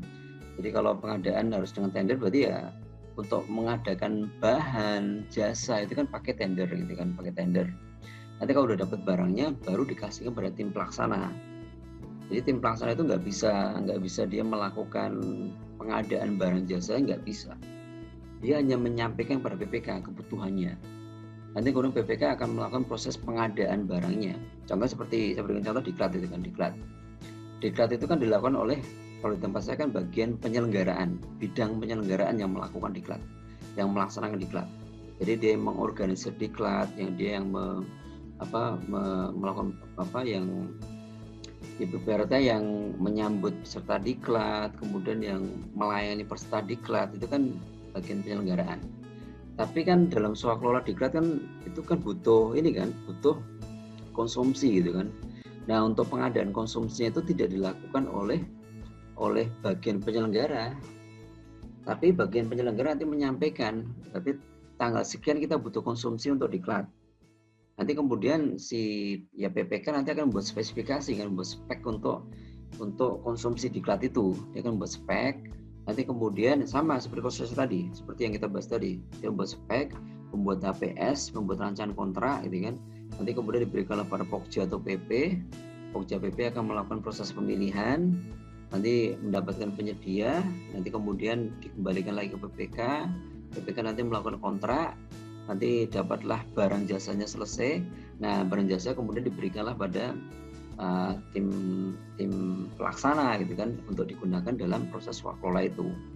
Jadi artinya pengadaannya nggak boleh dilakukan oleh tim pelaksana swakelola gitu kan, karena dia nggak punya kewenangan untuk mengadakan barang atau jasa, ya berarti Pokja pemilihan atau PP yang melakukan, atau PPK kalau e-purchasing gitu kan.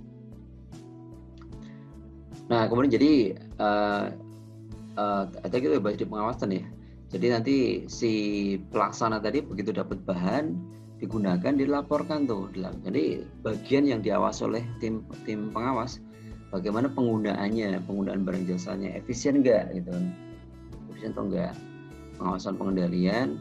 Nanti kemudian pelaporan kemajuan, pelaporan realisasi, nanti siapa yang melaporkan ya, tim pelaksana yang melaporkan.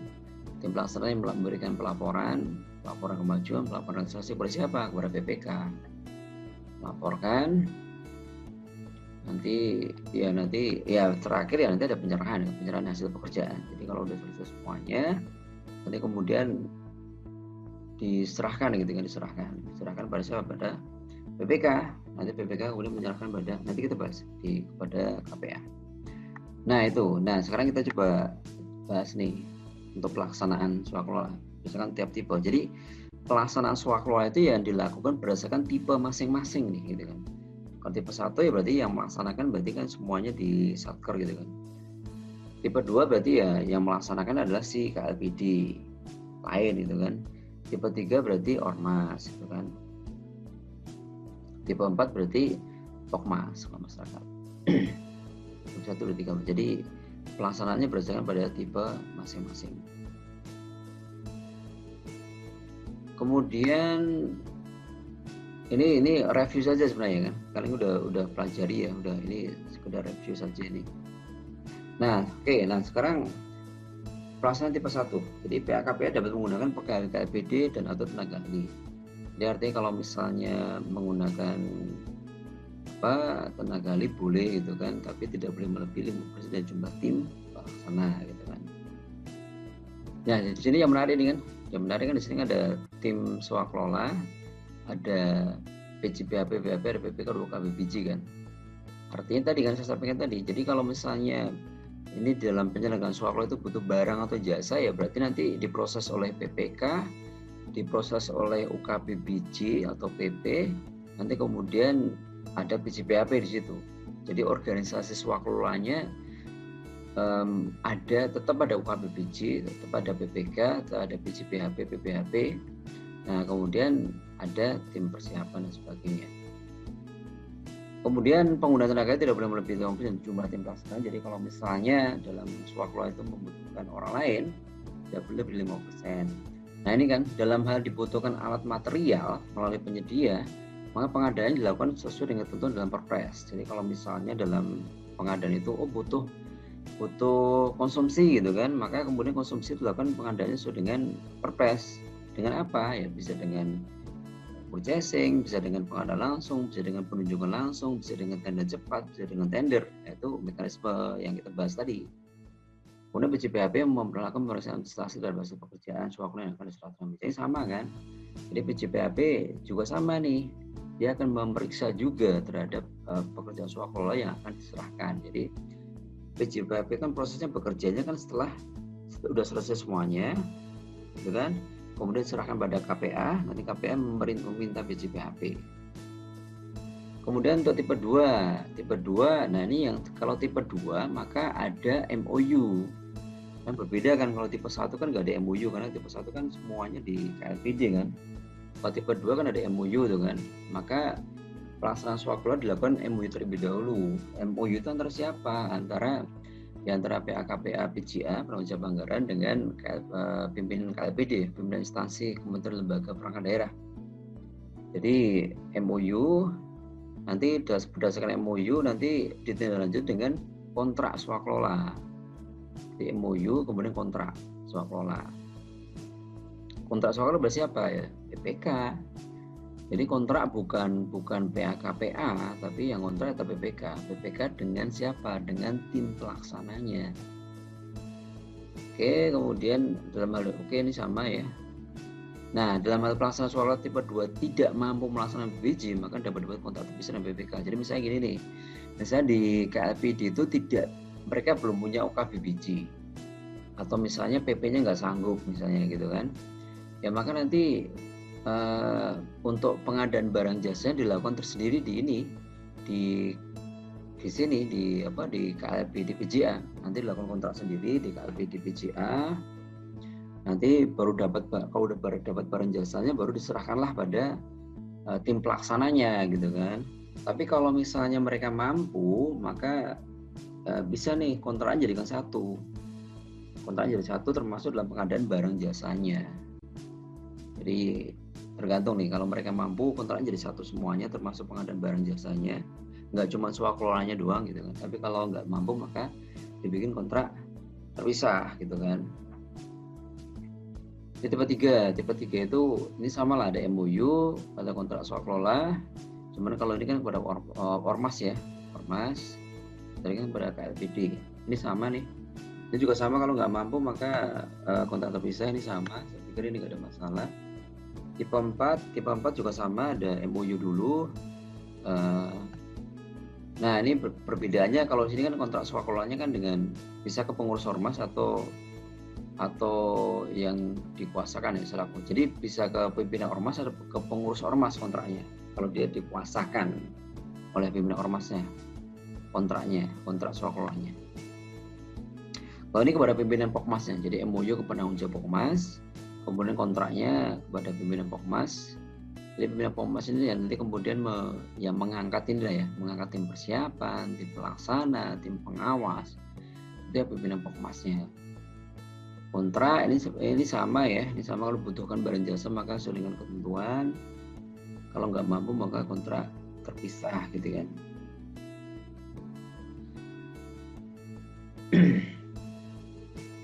Oke, ini sama ya, ini untuk pelaksanaan tipe 2, 3, 4 termasuk kebutuhan barang jasa diperoleh melalui penyedia. Kalau mereka mampu ya, kalau mereka nggak mampu maka dibikin kontrak terpisah.